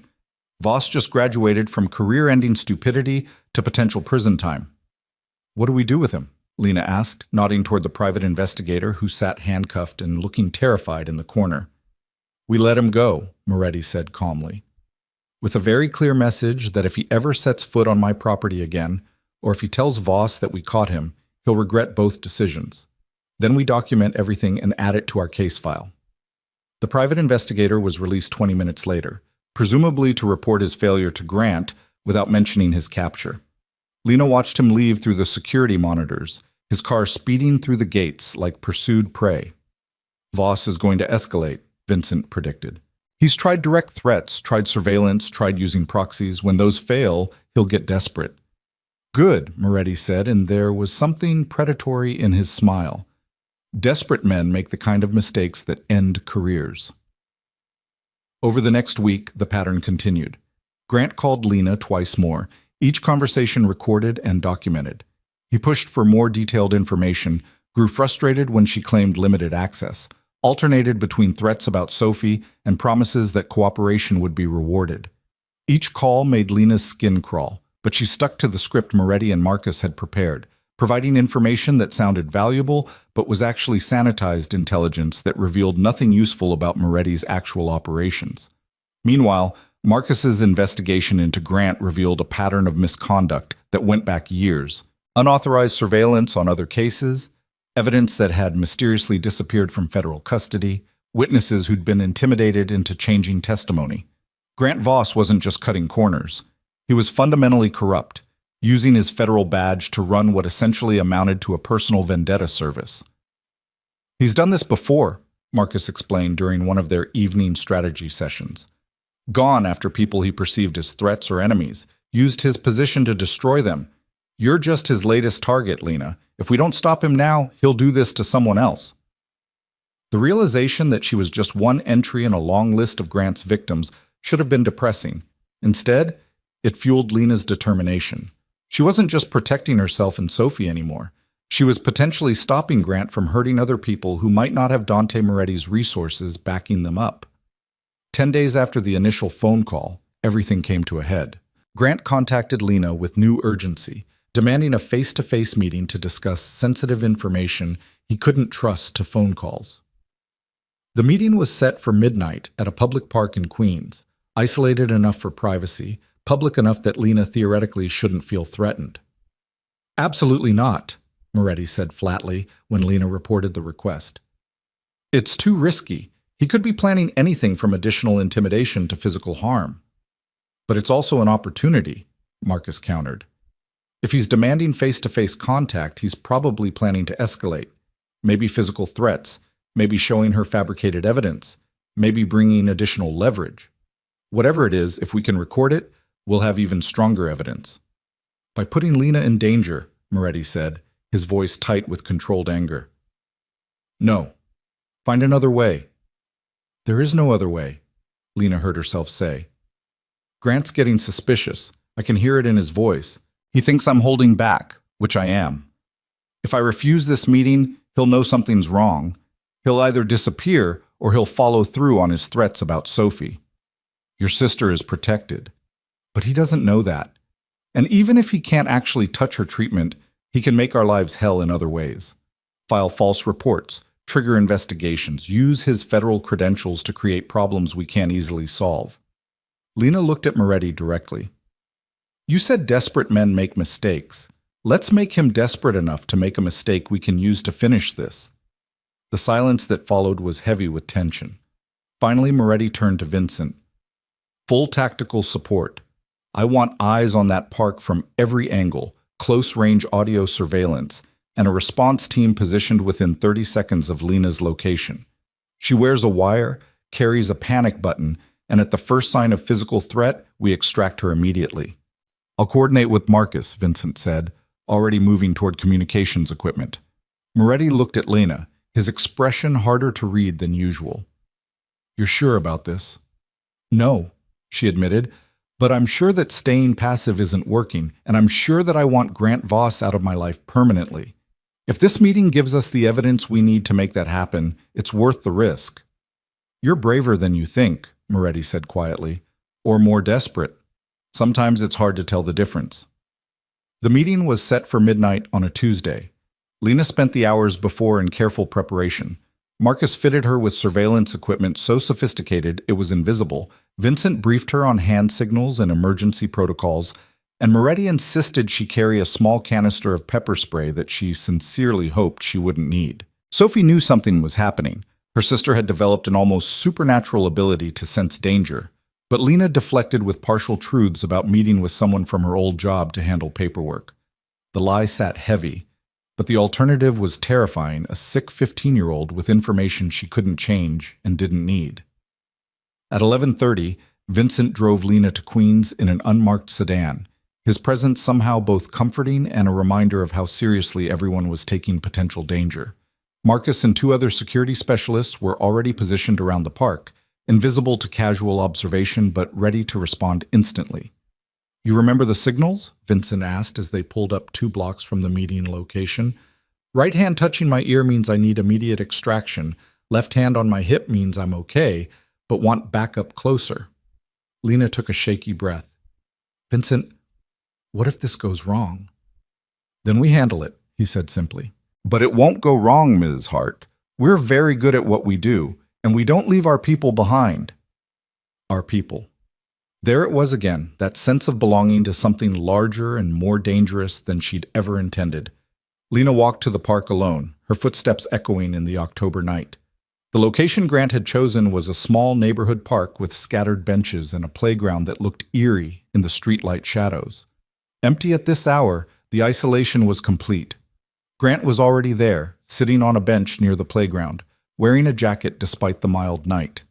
He stood when he saw her, and Lena was struck by how ordinary he looked, just a man in his 30s with forgettable features and the kind of face that wouldn't stand out in a crowd. That had always been Grant's gift, she remembered, looking harmless while being anything but. "Lena," he said, like they were friends meeting for coffee. "Thanks for coming." "You didn't give me much choice." She stayed standing, maintaining distance. "What's so important it couldn't wait for our regular call?" "I wanted to look you in the eye when we had this conversation." Grant moved closer, and Lena fought the urge to step back. "See, I've been thinking about our arrangement, about how willing you were to cooperate after some initial resistance. It felt too easy." Lena's pulse kicked up, but she kept her face neutral. "You threatened my sister. What did you expect?" "I expected more fight from the woman who once dumped me over some harmless background checks." His smile was cold. "Which makes me wonder if maybe you're playing me, Lena. If maybe you went to Moretti and this whole thing is a setup." This was the moment. The trap springing or the trap failing, everything balanced on how well she could sell the lie. "You think I'd risk Sophie's life to protect Dante Moretti?" Lena let anger sharpen her voice. Not fake anger, but real fury at being in this position. "You think I care more about some criminal's privacy than my sister surviving cancer? I think you care about doing the right thing, which sometimes makes people do stupid things." Grant pulled out his phone, swiping through something Lena couldn't see. "So here's what's going to happen. You're going to prove your loyalty by giving me something real. Not the sanitized bullshit about staff numbers and visible security. Real intelligence, names of Moretti's business partners, details about his operations, concrete evidence I can use." "I don't have that kind of access." "Then get it." Grant's voice went hard. "Or I don't just freeze Sophie's treatment, Lena. I manufacture evidence that you're complicit in Moretti's operations. Accessory to racketeering, conspiracy to commit fraud, whatever sticks. You'll go to prison, Sophie loses her guardian, and she ends up in state custody with no one to fight for her medical care." The threat was so outrageous, so far beyond reasonable, that for a moment Lena just stared at him in disbelief. "You can't do that," she said. "That's literally fabricating evidence against an innocent person. Who's going to stop me?" Grant stepped even closer, and Lena could smell his cologne, the same one he'd worn when they dated, now forever associated with this nightmare. "I'm a federal agent with 6 years of service. You're nobody. Who do you think people will believe?" This was it. The escalation they'd been waiting for, threats so extreme and illegal that no internal affairs investigation could ignore them. Lena touched her right ear, the extraction signal, then forced herself to play the part for just a few more seconds. "You want real information?" she said, letting her voice shake with what Grant would interpret as fear. "Fine. I'll get you real information, but you leave Sophie alone. Completely alone. That's the deal." "That's the deal," Grant agreed, and the satisfaction in his voice made Lena's skin crawl. Movement erupted from multiple directions simultaneously.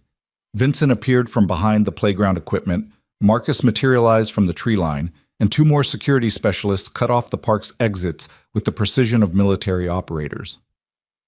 Grant's hand went to his jacket, reaching for a weapon Lena suddenly realized he was carrying, but Vincent was faster, his massive frame covering the distance impossibly quick and pinning Grant's arm before he could draw. "Federal agent!" Grant shouted, trying to assert authority even as he was being restrained. "You're assaulting a federal officer. You're a corrupt agent threatening an innocent civilian with fabricated charges and manufactured evidence," Marcus said calmly, approaching with his phone displaying a very clear recording of the entire conversation, "which we have documented on video and audio from 4 different angles, all admissible in court." The color drained from Grant's face as the reality of his situation hit him. Moretti appeared from the shadows near the park entrance, moving with the quiet confidence of someone who'd orchestrated this entire scenario and knew exactly how it would end. "Agent Voss," he said pleasantly, like greeting an acquaintance. I believe you and I need to have a conversation about boundaries and consequences. This is entrapment, Grant spat, still struggling against Vincent's iron grip. Everything you recorded is inadmissible. Entrapment requires law enforcement to induce someone to commit a crime they wouldn't otherwise commit, Marcus interrupted. You initiated contact with Ms. Hart, you made the threats, you escalated to demanding fabricated evidence. We simply documented your freely chosen criminal actions. Moretti crouched down to Grant's level, his voice dropping to something quiet and absolutely terrifying. Here's what happens next. We're releasing you because, unlike you, we don't illegally detain people. You're going to go home and think very carefully about your choices. Tomorrow morning, my attorney will be delivering a comprehensive file to your supervisors at the FBI, documentation of every illegal surveillance device you planted, every threat you made, every law you violated while pursuing your personal vendetta against Ms. Hart. Your career is over, Agent Voss. The only question is whether you also face criminal charges. You can't. I already have. The question is what you're going to do about it. Moretti stood, nodding to Vincent. Let him go. Grant stumbled when Vincent released him, his earlier confidence completely shattered. He looked at Lena with something between hatred and disbelief. You chose him, Grant said, a criminal over a federal agent. I chose the person who actually protected me instead of using me, Lena corrected. There's a difference. Grant opened his mouth like he wanted to say something else, but Marcus stepped forward with the kind of presence that suggested further conversation would be unwise. Grant apparently agreed, turning and walking quickly toward the park exit. The moment he was gone, Lena's knees buckled. Vincent caught her, his steady grip keeping her upright while delayed shock rolled through her system. You did it, Vincent said quietly. You got everything we needed. He was going to fabricate evidence against me, Lena said, her voice shaking. Put me in prison just to cover his ego. Sophie would have— But he won't, Moretti interrupted, appearing at her other side. Because tomorrow his supervisors receive documentation of corruption so comprehensive, he'll be lucky if administrative leave is his worst problem. By the end of the week, Grant Voss won't be in a position to threaten anyone ever again. Lena looked up at him, this dangerous man who'd just orchestrated the destruction of a federal agent's career to protect her, and felt something shift in her understanding of safety and power and protection. Thank you, she said simply. Thank me when it's finished, Moretti replied, echoing his earlier promise. Then, surprising her, he added gently, but you're welcome. No one threatens my people and walks away unscathed. My people. Lena was definitely one of them now, for better or worse. The ride back to the estate was quiet, Lena processing everything while Vincent drove and Marcus coordinated evidence delivery with legal teams that apparently operated at midnight without question.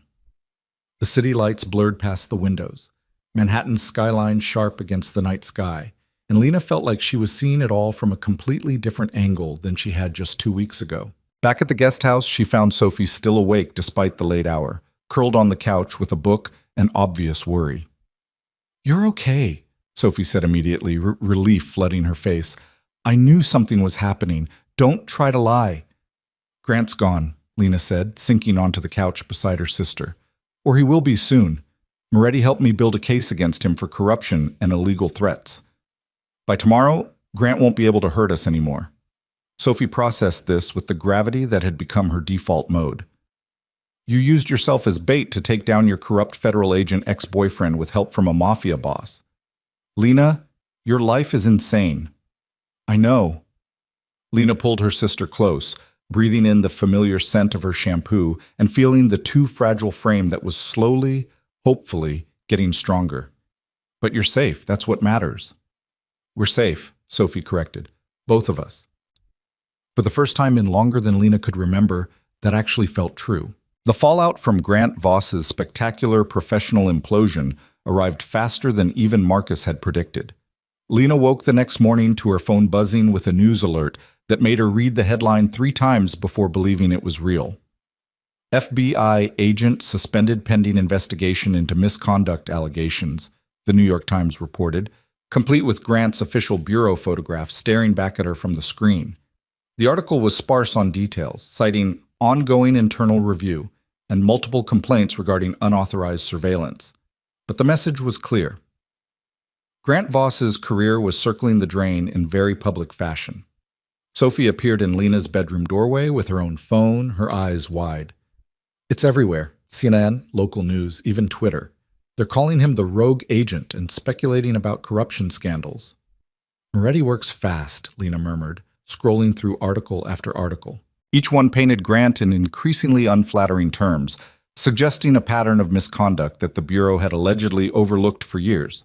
Someone had clearly leaked extensively to the press, ensuring maximum damage to Grant's reputation while the official investigation was still underway.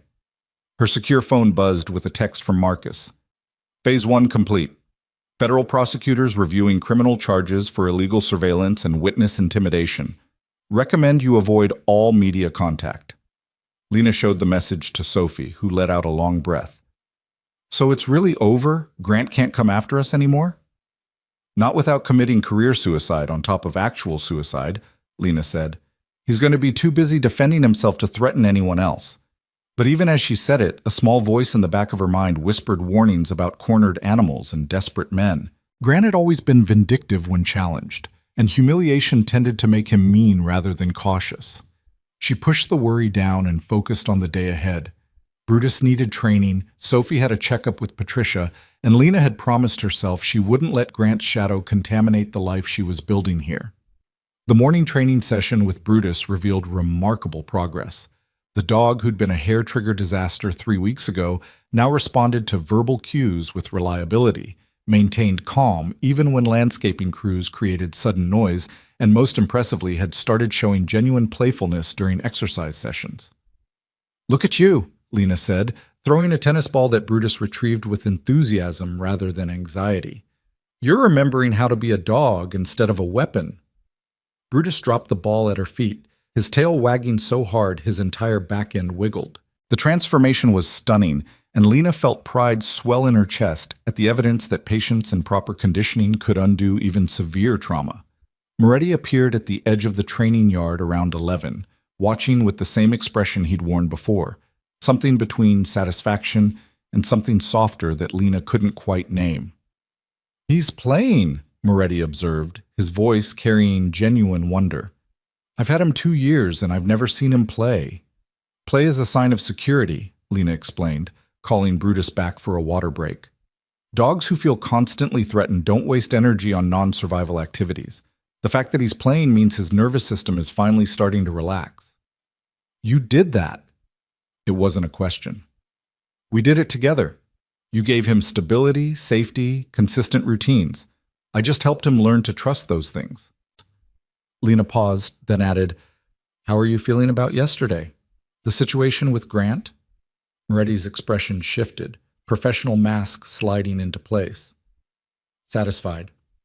The FBI doesn't tolerate agents who abuse their authority, especially when the evidence is as comprehensive as what we provided. Grant Voss will be fortunate if he avoids federal prison." "He's going to hate me for this," Lena said quietly. "When he realizes I helped you build the case against him, when it sinks in that I chose your protection over his coercion." "He already hates you," Moretti interrupted gently. "That's why he targeted you in the first place. Men like Voss don't need rational reasons to hate. They just need someone to blame for their own failures and inadequacies." The assessment was brutally accurate and somehow reassuring in its honesty. "Vincent mentioned you wanted to see me this afternoon," Lena said, changing the subject before her thoughts could spiral into anxiety about Grant's potential retaliation. "Something about security protocols?" "Yes. My head of security thinks we should implement additional measures given recent events. Nothing intrusive, just ensuring you and Sophie are properly protected if Voss decides to lash out before his arrest." Moretti's tone was casual, but Lena heard the underlying concern. "Can you come by my office around 2?" Lena agreed, watching Moretti leave with Brutus padding contentedly at his side. The dog's transformation mirrored something that was happening in Lena's own life. A gradual unwinding of constant vigilance, a cautious exploration of what safety might actually feel like. The afternoon meeting revealed that additional security measures meant armed escorts whenever Lena or Sophie left the estate, panic buttons installed in every room of the guest house, and a dedicated security specialist assigned specifically to monitor potential threats from Grant or anyone associated with him. This seems excessive, Lena said, looking at the security plan Vincent had outlined. Grant's suspended. He's being investigated. Why would he risk making things worse by coming after me? Because suspension isn't the same as defeated, Vincent replied, his linebacker frame somehow conveying both protection and warning. Voss's entire identity is built on being a federal agent with power and authority. We just stripped that away publicly. Some men would retreat and regroup. Others get angry and lash out. You think Grant's the lashing out type, Lena said. I think we don't take chances with your safety or Sophie's. Moretti stood from behind his desk, moving to the window that overlooked the estate grounds. Vincent's right. Humiliated men do unpredictable things. Until Voss is either in custody or definitively no longer a threat, we maintain elevated security. The conversation continued for another hour, covering contingency plans and emergency protocols that made Lena's head spin with their complexity. By the time she left Moretti's office, the sun was starting its descent toward the horizon, painting the estate in gold and amber light that would have been beautiful if she wasn't busy calculating worst-case scenarios. Sophie was in the guest house kitchen when Lena returned, attempting to bake cookies with ingredients Rosa had apparently provided. The teenager was covered in flour, her bald head dusted white, and the kitchen looked like a baking explosion had occurred. Don't say anything, Sophie warned, wielding a wooden spoon defensively. I'm learning life skills. I wasn't going to say anything, Lena lied, biting back a smile. How are the life skills coming? The first batch burned. The second batch is raw in the middle. I'm hoping the third batch achieves the elusive state of actually edible. Sophie gestured at the oven where something was currently baking. Patricia says baking is therapeutic. She clearly hasn't seen my success rate. Lena moved to help, grateful for the normalcy of ruined cookies and flour-dusted kitchens. This was the life she wanted for Sophie. Teenager problems, messy experiments, the luxury of failure that didn't carry life or death stakes. They were pulling the third batch from the oven, marginally better than the previous attempts, when Lena's regular phone rang with an unknown number. She almost ignored it, but something made her answer. Ms. Hart? The voice was female, professional, unfamiliar. This is Detective Sarah Chen with the NYPD. I'm calling regarding an incident report filed by Grant Voss. Do you have a few minutes to speak? Lena's stomach dropped. What kind of incident report? Mr. Voss claims you've been harassing him, making threats, and that you've been cooperating with organized crime figures to intimidate him. He's requesting a restraining order and asking that we investigate your connection to Dante Moretti. Detective Chen's tone was carefully neutral. I'd like to hear your side of the story. This was exactly what Vincent had warned about. Grant was lashing out, trying to flip the narrative and paint himself as the victim. Detective Chen, I'd be happy to speak with you, but I'd like to have my attorney present for that conversation. Lena kept her voice steady, even as her hand shook. Is that acceptable? Of course, standard procedure. Chen rattled off a phone number. Have your attorney contact me to schedule a formal interview. In the meantime, I'd advise you to avoid any contact with Mr. Voss. That won't be a problem. I have no desire to speak with him. After the call ended, Lena immediately dialed the secure phone Vincent had given her. He answered on the first ring. What's wrong? NYPD detective just called. Grant filed a complaint claiming I'm harassing him and working with you to intimidate him. They want to interview me. Lena's voice was climbing despite her efforts to stay calm. Vincent, he's trying to make me look like the criminal here. Breathe, Vincent interrupted firmly. This is expected. Cornered suspects often try to muddy the waters by filing counter-complaints. It's a desperation move, not a strong position. I'm texting you our attorney's number right now. Her name is Rebecca Walsh. She's excellent, and she's already familiar with the Voss situation. Don't speak to any police without her present.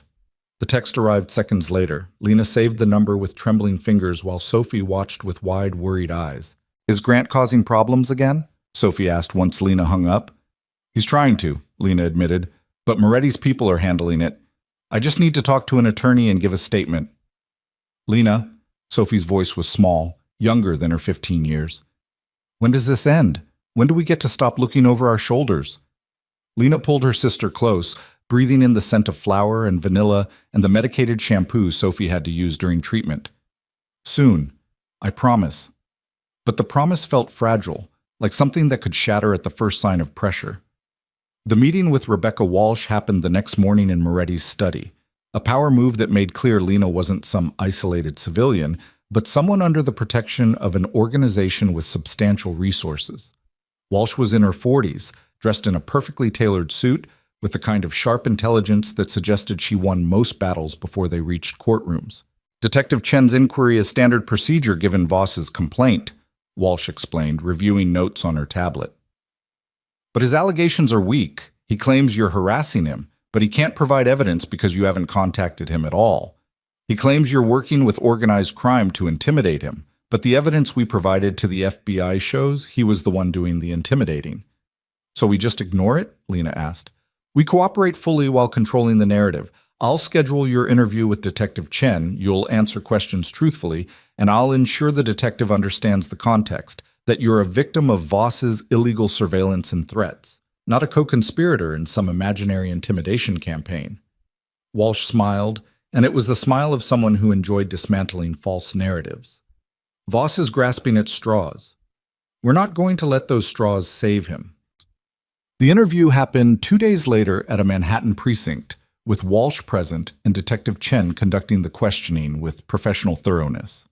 Lena answered every question honestly, providing documentation of Grant's threats, Marcus's recordings, and the timeline of events that made clear who had been victimizing whom. Detective Chen was good at her job, thorough, skeptical in appropriate ways, focused on facts rather than assumptions. By the end of the 2-hour interview, Lena could see the detective's perspective shifting as the evidence mounted. Ms. Hart, Chen said as they wrapped up, I'm going to be honest with you. When I received Mr. Voss's complaint, I was prepared to investigate possible criminal conspiracy. After reviewing your evidence and hearing your statement, I'm more concerned about Mr. Voss's conduct than yours. I'll be forwarding my findings to the FBI's Internal Affairs Division. Relief flooded through Lena so intensely she felt lightheaded. Thank you, Detective. Don't thank me yet. Your statement helps establish a pattern of misconduct, but it doesn't guarantee Voss faces charges. The system moves slowly, and federal investigations can take months. Chen stood, offering her hand. In the meantime, if Mr. Voss contacts you in any way, you call me immediately. His complaint about harassment works both ways. If he's bothering you, we can pursue charges against him. Walking out of the precinct with Walsh, Lena felt like she had just survived another round in a fight that kept finding new arenas. You did well, Walsh said, her heels clicking on the sidewalk as they headed toward the car where Vincent waited. Chen's smart enough to see through Voss's manipulation. This complaint is going nowhere. But Grant's still out there, Lena said. Suspended, investigated, but not arrested, not stopped. Not yet, Walsh agreed, but every move he makes now is being watched by multiple agencies. He's isolated, desperate, and running out of options. That makes him dangerous in the short term, but it also means his window for causing real damage is closing. The reassurance helped, but Lena couldn't shake the feeling that Grant had one more move planned. Men like him didn't go down without trying to take others with them. She was right. 3 days after the police interview, Vincent's security team detected suspicious activity near the estate's perimeter. Someone had been conducting surveillance from a rental car parked on the public road adjacent to the property, taking photographs, timing security patrols, mapping entry points with the methodical attention of someone planning an infiltration. The someone was Grant Voss. He's not even being subtle anymore, Marcus said, showing Lena the surveillance photos Vincent's team had captured. Grant's face was clearly visible in multiple shots. His suspended federal credentials apparently not enough to make him reconsider his increasingly reckless behavior. He's escalating towards something. We just don't know what yet. Should we contact the police? Lena asked, fighting the urge to check on Sophie for the 3rd time that hour. Her sister was safely in the guest house with Patricia and 2 security specialists, but maternal anxiety didn't respond well to logic. Already done, Moretti said, entering the study with Brutus at his side. The dog immediately came to Lena, pressing against her leg in what had become his default comfort behavior. Detective Chen is aware. and the FBI has been notified that their suspended agent is conducting surveillance on a private residence. But Lena, we need to consider that Voss might be planning something more aggressive than just watching. The implication was clear and terrifying. You think he might try to actually come onto the property? Lena said. I think a man who's lost everything and blames you for it might decide that if he's going down, he's taking you with him. Moretti's voice was gentle, but absolutely serious. Which is why I'm implementing lockdown protocols. You and Sophie stay in the main house where security is tightest. Vincent coordinates response teams. We wait for Voss to make his move, and when he does, we end this permanently. By end this permanently, you mean? I mean, we capture him in the act of whatever he's planning, document everything, and hand him to the authorities with enough evidence to ensure actual prison time instead of just administrative consequences.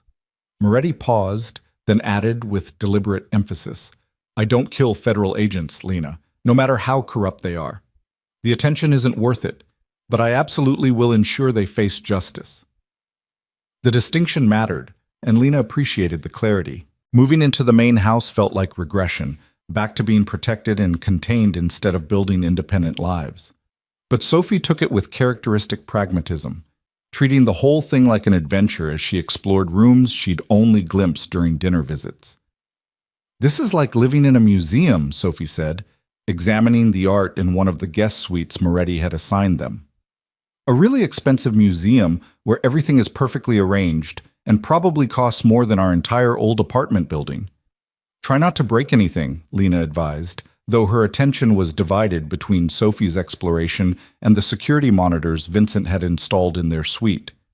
Multiple camera angles showed the estate grounds, the perimeter, the access roads, a comprehensive surveillance system that should theoretically prevent any surprise attacks. Should theoretically. The attack came at 2:17 a.m. on a Thursday, breaking the tense waiting with explosive violence. Lena woke to alarms shrieking through the house, red emergency lights strobing in the hallways, and Vincent's voice over an intercom system she hadn't known existed. Perimeter breach, Southgate. Armed intruder on grounds. All civilians to safe rooms immediately. Sophie was already awake, her face pale but focused in the way that illness and treatment had taught her. Panic helped nothing. Action helped everything. Safe room? Sophie asked, grabbing her medical go-bag with practiced efficiency. Lena's brain struggled to process through sleep fog and adrenaline. I don't know where... The suite door opened and Vincent appeared, moving with controlled urgency. This way. Now. He's armed with a handgun and appears to be heading toward the guest house. Lena's blood ran cold. He thinks we're still there. Which buys us time, Moretti said calmly. Security is already in position. When he enters the guest house, we'll have him surrounded. Clean capture, no casualties, maximum evidence for prosecution. On the monitors, Lena could see Grant moving through the gardens with the jerky, aggressive movements of someone running on rage and desperation. His face was visible in the security lighting, twisted with fury, eyes wild, completely unhinged from the careful federal agent facade he'd maintained for years. He's going to shoot up an empty house, Sophie whispered, watching the screens with horrified fascination. And we're going to record every second of it, Marcus said, adjusting camera angles to ensure optimal documentation. Armed assault on a private residence, illegal entry, weapons discharge if he fires. That's years of federal prison time, even before we add in his previous misconduct charges. Grant reached the guest house, paused at the door, then kicked it open with force that suggested rage rather than tactical thinking. He disappeared inside, and Lena watched the interior cameras show him moving through rooms that had been her home for weeks, destroying furniture, shouting her name, firing 2 shots into her empty bedroom that made Sophie flinch even through the safe room's reinforced walls. Now, Moretti said quietly. On the screens, security personnel emerged from strategic positions around the guest house, moving with coordinated precision. Lights flooded the interior, voices shouted commands, and within 30 seconds Grant was on the ground with 3 armed men securing him while he screamed about injustice and betrayal and conspiracy. It was over. The aftermath involved police, federal agents, evidence collection teams, and enough official presence to make the estate grounds look like a crime scene from a television drama. Detective Chen arrived personally, her expression grim as she supervised Grant's arrest on charges that included armed assault, breaking and entering, illegal weapons discharge, and a list of other offenses that Marcus recited with obvious satisfaction. "He's done," Chen said to Lena as paramedics checked Grant for injuries while he shouted increasingly incoherent accusations. "Not suspended, not under investigation, done. This kind of violent escalation guarantees prison time even if we dropped all the previous misconduct charges, which we won't." Lena watched them load Grant into a police car, his face pressed against the window, his eyes finding hers with hatred so pure it was almost tangible. She should have felt triumph, victory, relief that the threat was finally, definitively ended. Instead, she just felt tired. Exhausted by the constant vigilance, the endless chess match of protection and counter-threat. The reality that her choice to work with Brutus had dragged her into a world where federal agents conducted midnight raids and criminal organizations provided better safety than legitimate authorities. "It's over," Sophie said quietly, standing beside Lena on the main house steps as dawn broke over the estate. "Really over this time, right?" "Really over," Lena confirmed, pulling her sister close.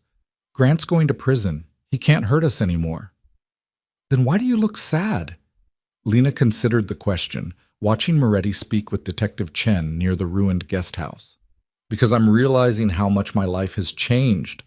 3 weeks ago, I was a waitress trying to keep you alive. Now I'm standing in a crime lord's mansion watching my ex-boyfriend get arrested for trying to kill me. That's a lot of change for 3 weeks." "Do you regret it?" Sophie asked, accepting Moretti's offer, coming here. "No." The answer came immediately, certain, despite everything. "Because you're alive, you're getting better, and we're safe. Everything else is just details." Sophie leaned her head on Lena's shoulder. "Pretty dramatic details." "Yeah, well, turns out I have a gift for attracting drama." Moretti approached as the police vehicles finally departed, leaving the estate quieter but marked by the night's violence. Brutus walked beside him, the dog's presence somehow stabilizing despite, or perhaps because of, everything he represented. "The guest house will need repairs," Moretti said, gesturing at the damage visible through the broken door. "You and Sophie should stay in the main house until it's habitable again. Or longer, if you prefer. The suite is yours for as long as you want it." "Thank you," Lena said, "for everything. The protection, the resources, the help with Grant. All of it." "You're welcome. Though I should point out that you did most of the work yourself. You identified the threat, provided evidence, testified when needed. I just provided the infrastructure to make sure your courage had backup." Moretti paused, then added with something that might have been vulnerability. "You're good at this, Lena, at navigating complicated situations and making strategic decisions under pressure. Ever consider that you might be wasted as a dog trainer?" The suggestion caught her off guard. "What else would I be?" "Whatever you want. You've got instincts, intelligence, and apparently a high tolerance for danger. Those skills translate to a lot of different applications." He smiled slightly. "Think about it. For now, get some rest. You and Sophie have earned it." As Moretti walked away with Brutus, Sophie elbowed Lena gently. "Was he just offering you a job, like a real job in his organization?" "I think he might have been." "Are you going to take it?" Lena looked at the estate grounds, at the damaged guest house being secured by security teams at the life she'd built in 3 chaotic weeks.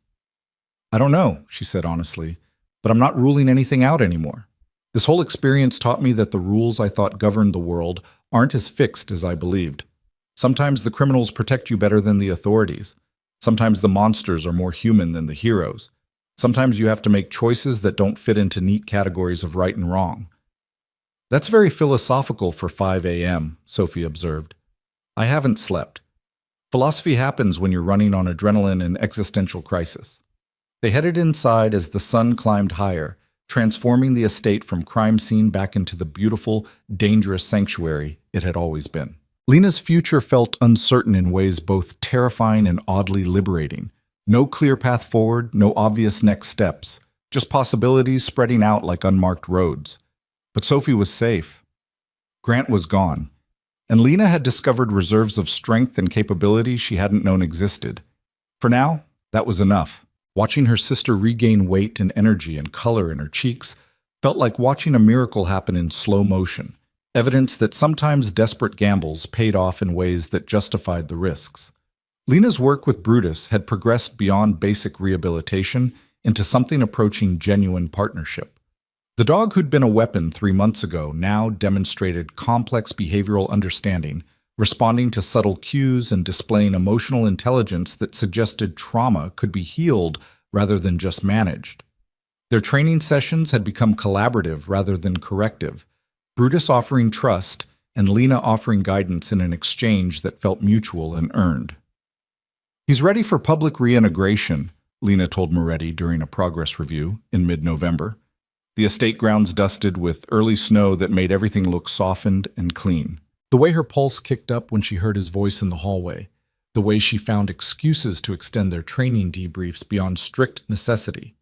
But acknowledging those feelings meant confronting the complicated reality that she was developing attachment to a man whose world operated by rules she was still learning, whose power came from sources she'd spent her life avoiding, whose protection had saved her, but also fundamentally changed who she was.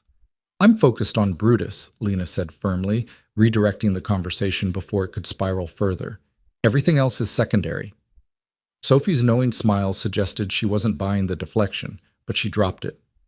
"Well, good luck with your definitely just professional dinner. Try not to accidentally fall in love over pasta." "You're the worst." "I know, it's part of my charm." Vincent drove them to Corso in the same black SUV that had collected Lena from Queens all those weeks ago. The vehicle now familiar territory rather than intimidating unknown. Brutus sat in the back beside Lena, calm and alert but not anxious, his body language suggesting confidence rather than the coiled spring tension that used to define him. "You've done remarkable work with him," Vincent said, catching her eye in the rearview mirror. "Mr. Moretti mentioned you think he's ready for public reintegration. That's significant progress." "He's put in the work," Lena replied, stroking Brutus's head. "I just provided the framework. The healing was all him." Corso looked exactly as Lena remembered. Elegant, expensive, intimidating in the way places catering to the city's power players always were. But walking through the door felt different this time. She wasn't a waitress trying to be invisible. She was a guest, arriving with Moretti and his now famous dog, commanding attention rather than deflecting it. Marco, the floor manager, greeted them with the kind of warmth that suggested Moretti had already communicated expectations. "Ms. Hart, wonderful to see you again, and Brutus, looking remarkably well behaved." "He's made significant progress," Lena said, feeling pride swell at the evidence of transformation. 3 months ago, Brutus had nearly torn through this dining room. Tonight, he walked calmly to their corner table and settled at Moretti's feet without prompting. The dinner unfolded with surprising ease. Brutus remained relaxed despite the restaurant's ambient noise and movement, his training holding strong even when servers passed close with trays or other diners raised their voices in laughter. Each moment of calm was a victory, evidence that trauma could be overcome with patience and proper support. Lena found herself relaxing too, the professional anxiety giving way to genuine enjoyment of the evening. Moretti was different outside the estate's formal boundaries, more open, sharing stories about his childhood in Brooklyn, his complicated relationship with his family's legacy, the weight of maintaining an empire built on foundations he hadn't chosen but had inherited.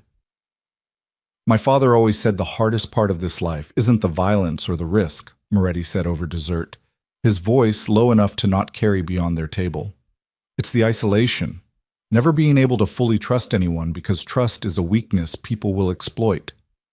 "But you trust Vincent," Lena observed, "and Marcus. Your inner circle." "Trust them with my life, yes.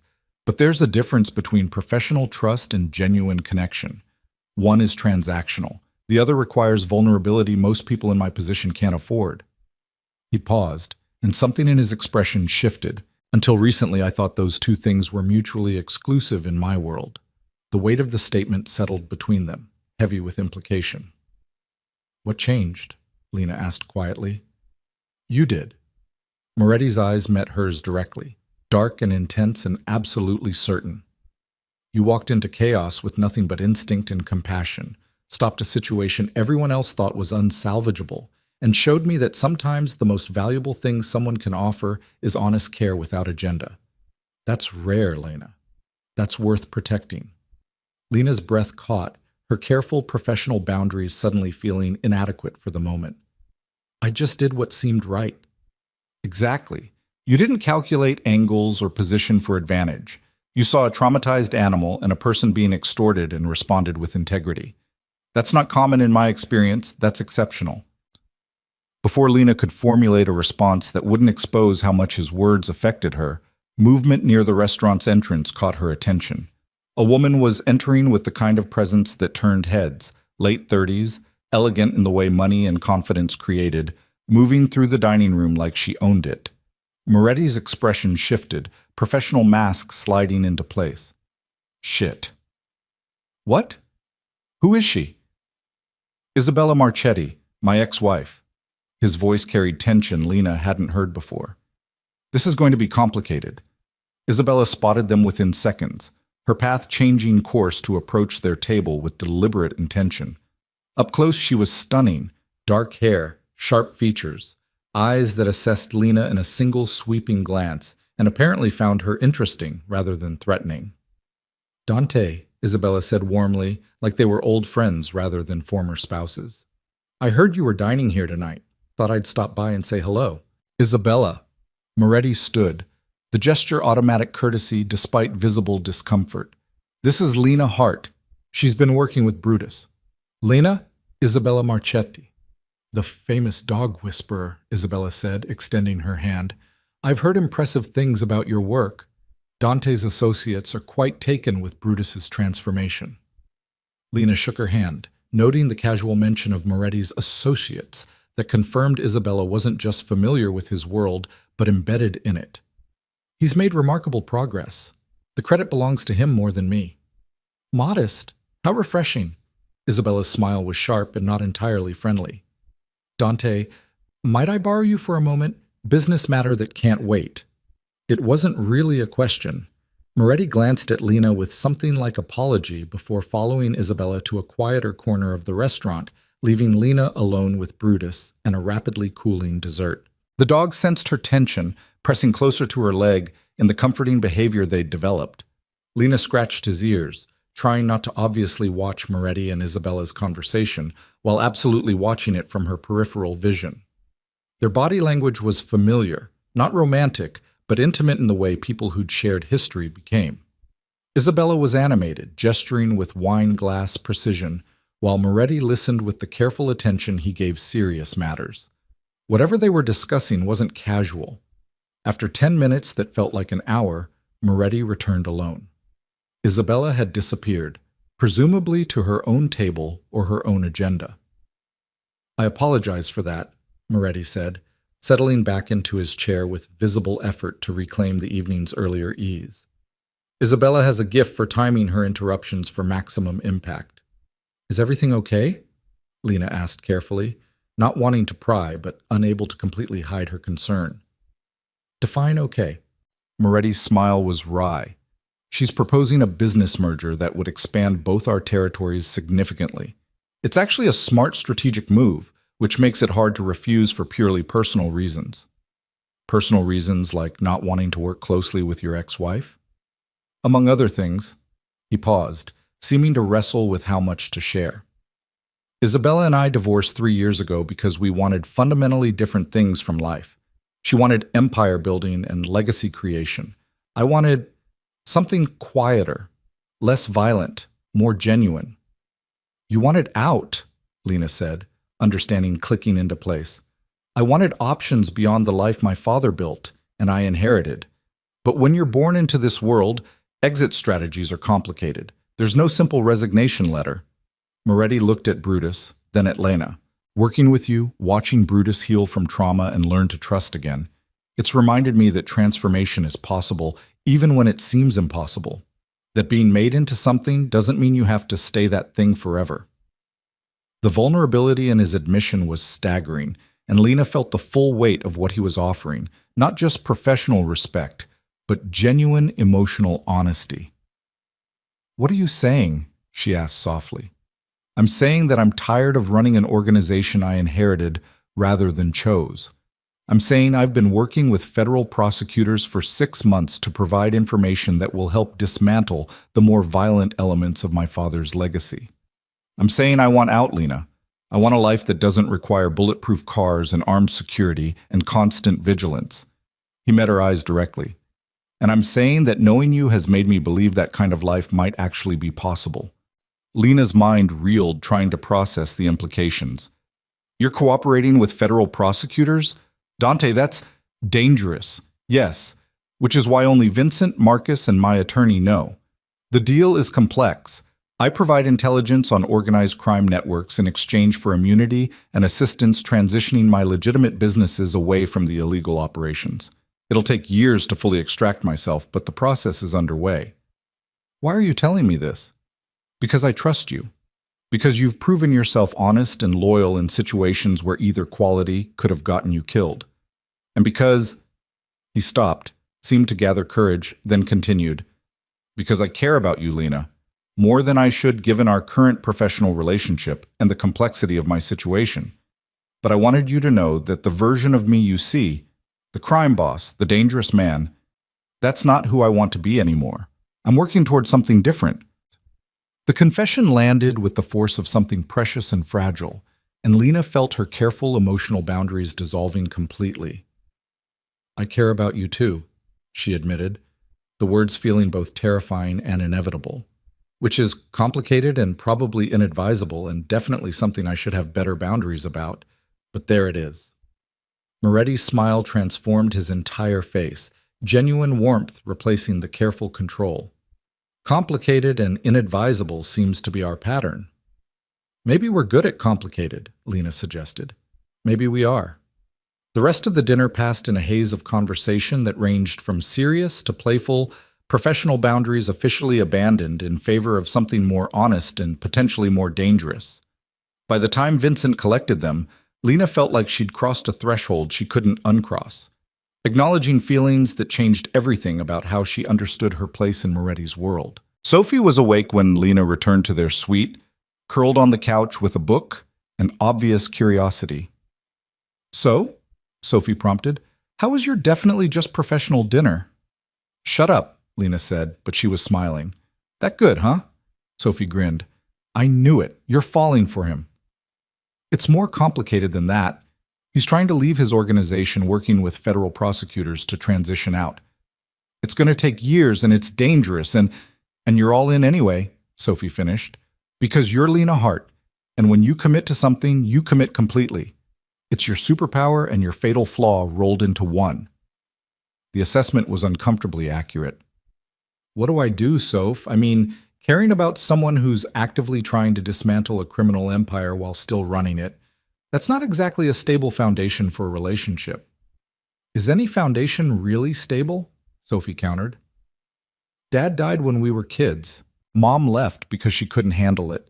You raised me while working double shifts and I got cancer. Stable is an illusion, Lena. The question isn't whether something's stable, it's whether it's worth the instability. When did you get so wise? Chemo gives you a lot of time to think about mortality and meaning. Turns out facing death makes you philosophical. Sophie set aside her book, her expression growing serious. Moretti's been good to us. Really good. He didn't have to help you take down Grant, or pay for my treatment, or offer us sanctuary when we had nowhere else to go. He did those things because he cares about you. That counts for something. Even though his caring comes wrapped in organized crime and federal investigations, especially because of that, it's easy to care about people when everything's safe and simple. Caring about someone enough to risk your empire, that's real. Lena pulled her sister into a hug, grateful for her wisdom and her survival in equal measure. I love you, you know that? I know, I love you too. Now go to bed and dream about your complicated mob boss boyfriend who's trying to go straight. He's not my boyfriend. Yet, Sophie said with absolute confidence. The next morning brought news that reshaped everything again. Marcus appeared at Lena's door at 7 a.m., his expression carrying urgency that overrode normal courtesy about waking hours. We need you in the study. Immediately. Lena followed him through the house, her mind racing through possibilities. Grant had escaped custody. Federal prosecutors had changed the deal. Isabella had caused problems. Something with Brutus. None of her guesses prepared her for what she found. Moretti sat behind his desk with Vincent and Rebecca Walsh, the attorney. Spread across the desk were photographs that made Lena's stomach drop. Surveillance images of the estate, detailed maps of security positions, tactical planning documents that suggested organized assault rather than lone actor violence. "What is this?" Lena asked. "Retaliation," Moretti said grimly. "Grant Voss had partners we didn't know about. Other corrupt agents who've been running similar operations using federal credentials to settle personal scores and intimidate civilians. When Grant got arrested, they apparently decided I needed to be dealt with before I could expose their network. They're planning to attack the estate," Vincent added. "We intercepted communications this morning. They're coordinating for tomorrow night. Armed assault, multiple entry points designed to look like gang violence so they can claim self-defense afterward." Lena's blood ran cold. Sophie is being moved to a secure location within the hour," Walsh interrupted firmly, "along with Patricia and full medical support. She'll be protected." "And us?" Lena asked. "We have options," Moretti said. "I can evacuate you with Sophie, put you both somewhere safe until this resolves. Or," he paused, meeting her eyes, "or you can stay and help us turn their trap into ours." "How would I help? I'm not tactical personnel." "No, but you're smart, observant, and you've proven yourself capable under pressure. Plus, you know how corrupt federal agents think. You spent weeks outmaneuvering Grant. That perspective could be valuable." It was a choice, Lena realized. Safety or agency, protection or participation. "I stay," she said without hesitation. "Sophie goes somewhere secure, but I stay." The tactical planning consumed the entire day. Marcus laid out the corrupt agent's likely approach based on intercepted communications. Vincent positioned counter-response teams, and Moretti coordinated with his own federal contacts, prosecutors and agents who were apparently part of his immunity deal and had vested interest in stopping their corrupt colleagues. Lena contributed what she could, pointing out behavioral patterns she'd observed in Grant that might apply to his partners, suggesting psychological vulnerabilities that could be exploited. It felt surreal, sitting in a war room planning defensive operations against federal agents, but the surreality was starting to feel normal. Sophie left at 2 p.m., tearful but brave, hugging Lena with the fierce desperation of someone who'd learned not to take goodbyes for granted. "Come back," Sophie whispered. "Please, come back." "I will," Lena promised. "This is almost over. Just one more fight, and then we're free." The attack came at midnight, exactly as Marcus had predicted. Lena watched from Moretti's study as multiple vehicles approached the estate's perimeter, their occupants moving with tactical precision that confirmed professional training. What the corrupt agents didn't know was that every step they took was being documented by cameras they couldn't see, recorded by equipment they didn't know existed, witnessed by legitimate federal agents who'd been positioned specifically to intercept this illegal operation. The trap sprung with devastating efficiency. Lights flooded the grounds, FBI vehicles surrounded the attackers, and within minutes, what should have been a violent assault became a mass arrest operation. Lena watched through the monitors as 8 former federal agents were taken into custody, their weapons confiscated, their communications seized, their conspiracy exposed in real-time documentation that would guarantee prosecution. "It's over," Moretti said quietly, standing beside her at the window. "Really over this time." The aftermath took weeks to fully resolve. The arrested agents faced charges ranging from conspiracy to attempted murder, their corruption network unraveling under federal investigation. Grant Voss, facing additional charges for his role in coordinating the attack, accepted a plea deal that guaranteed 20 years in federal prison. Sophie returned to the estate healthy, her latest scans showing complete remission. The oncology team declared her cancer-free, the experimental treatment having exceeded all expectations. Moretti's federal cooperation deal progressed, his transition away from criminal operations moving forward with surprising speed now that his intelligence had helped dismantle multiple corrupt networks. And Lena found herself standing at another threshold, this one opening onto possibility rather than danger. "I've been thinking about your suggestion," she said to Moretti one evening in late December, snow falling gently over the estate grounds. "About me being wasted as just a dog trainer." "And?" And I think you might be right. I'm good at reading people, at navigating complicated situations, at finding strategic solutions to seemingly impossible problems. She paused, then continued. I want to do something meaningful with those skills. Help people who are trapped in situations like I was, victims of corruption, people being exploited by authority figures, cases where normal channels fail. Moretti smiled, and it was the genuine expression she'd learned to distinguish from his professional mask. I know an attorney who specializes in exactly those kinds of cases, Rebecca Walsh. She's been looking for an investigator to join her practice, someone who understands how to operate in gray areas while maintaining ethical boundaries. You already talked to her about me, Lena said, not quite a question. I suggested you might be interested. The decision is entirely yours. It was the right offer at the right time, and Lena felt the future clicking into place with satisfying certainty. I'll talk to her, she decided. Good. And Lena? Moretti moved closer, his presence warm and solid. About the other thing we've been carefully not discussing directly for the past month. You mean the part where we have feelings for each other that complicate our professional relationship and probably violate several common-sense boundaries? Lena smiled. That thing? That thing. He reached for her hand, the gesture tentative despite everything they'd survived together.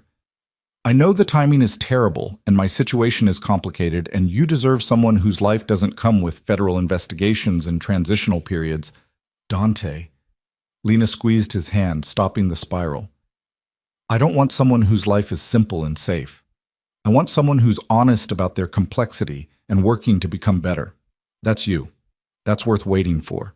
Even if the waiting takes years? Even then.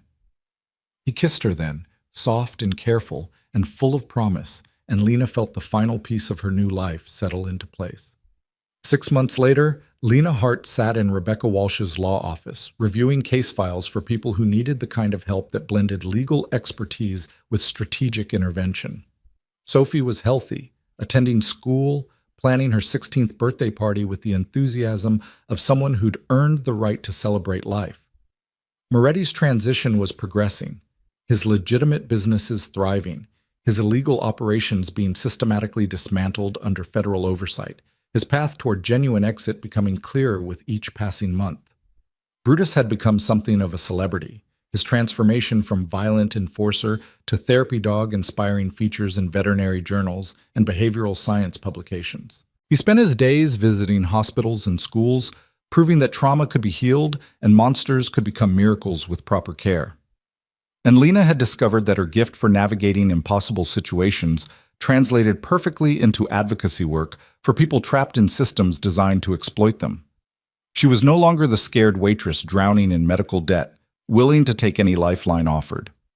She was Lena Hart, investigator, advocate, survivor, and someone who'd learned that the most dangerous thing you could do was exactly what she'd done that night at Corso.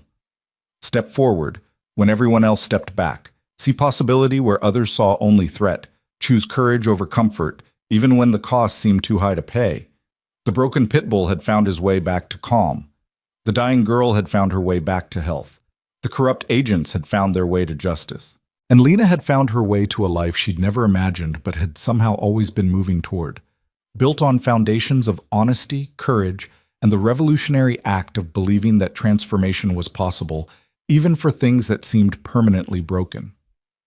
Sophie was right, Lena thought, closing her case file and preparing for her next client consultation. Stable was an illusion.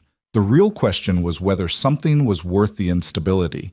And this life, complicated, dangerous, full of people who'd been made into weapons and were learning to be something gentler, this was absolutely worth it. Every terrifying, beautiful, impossible piece of it.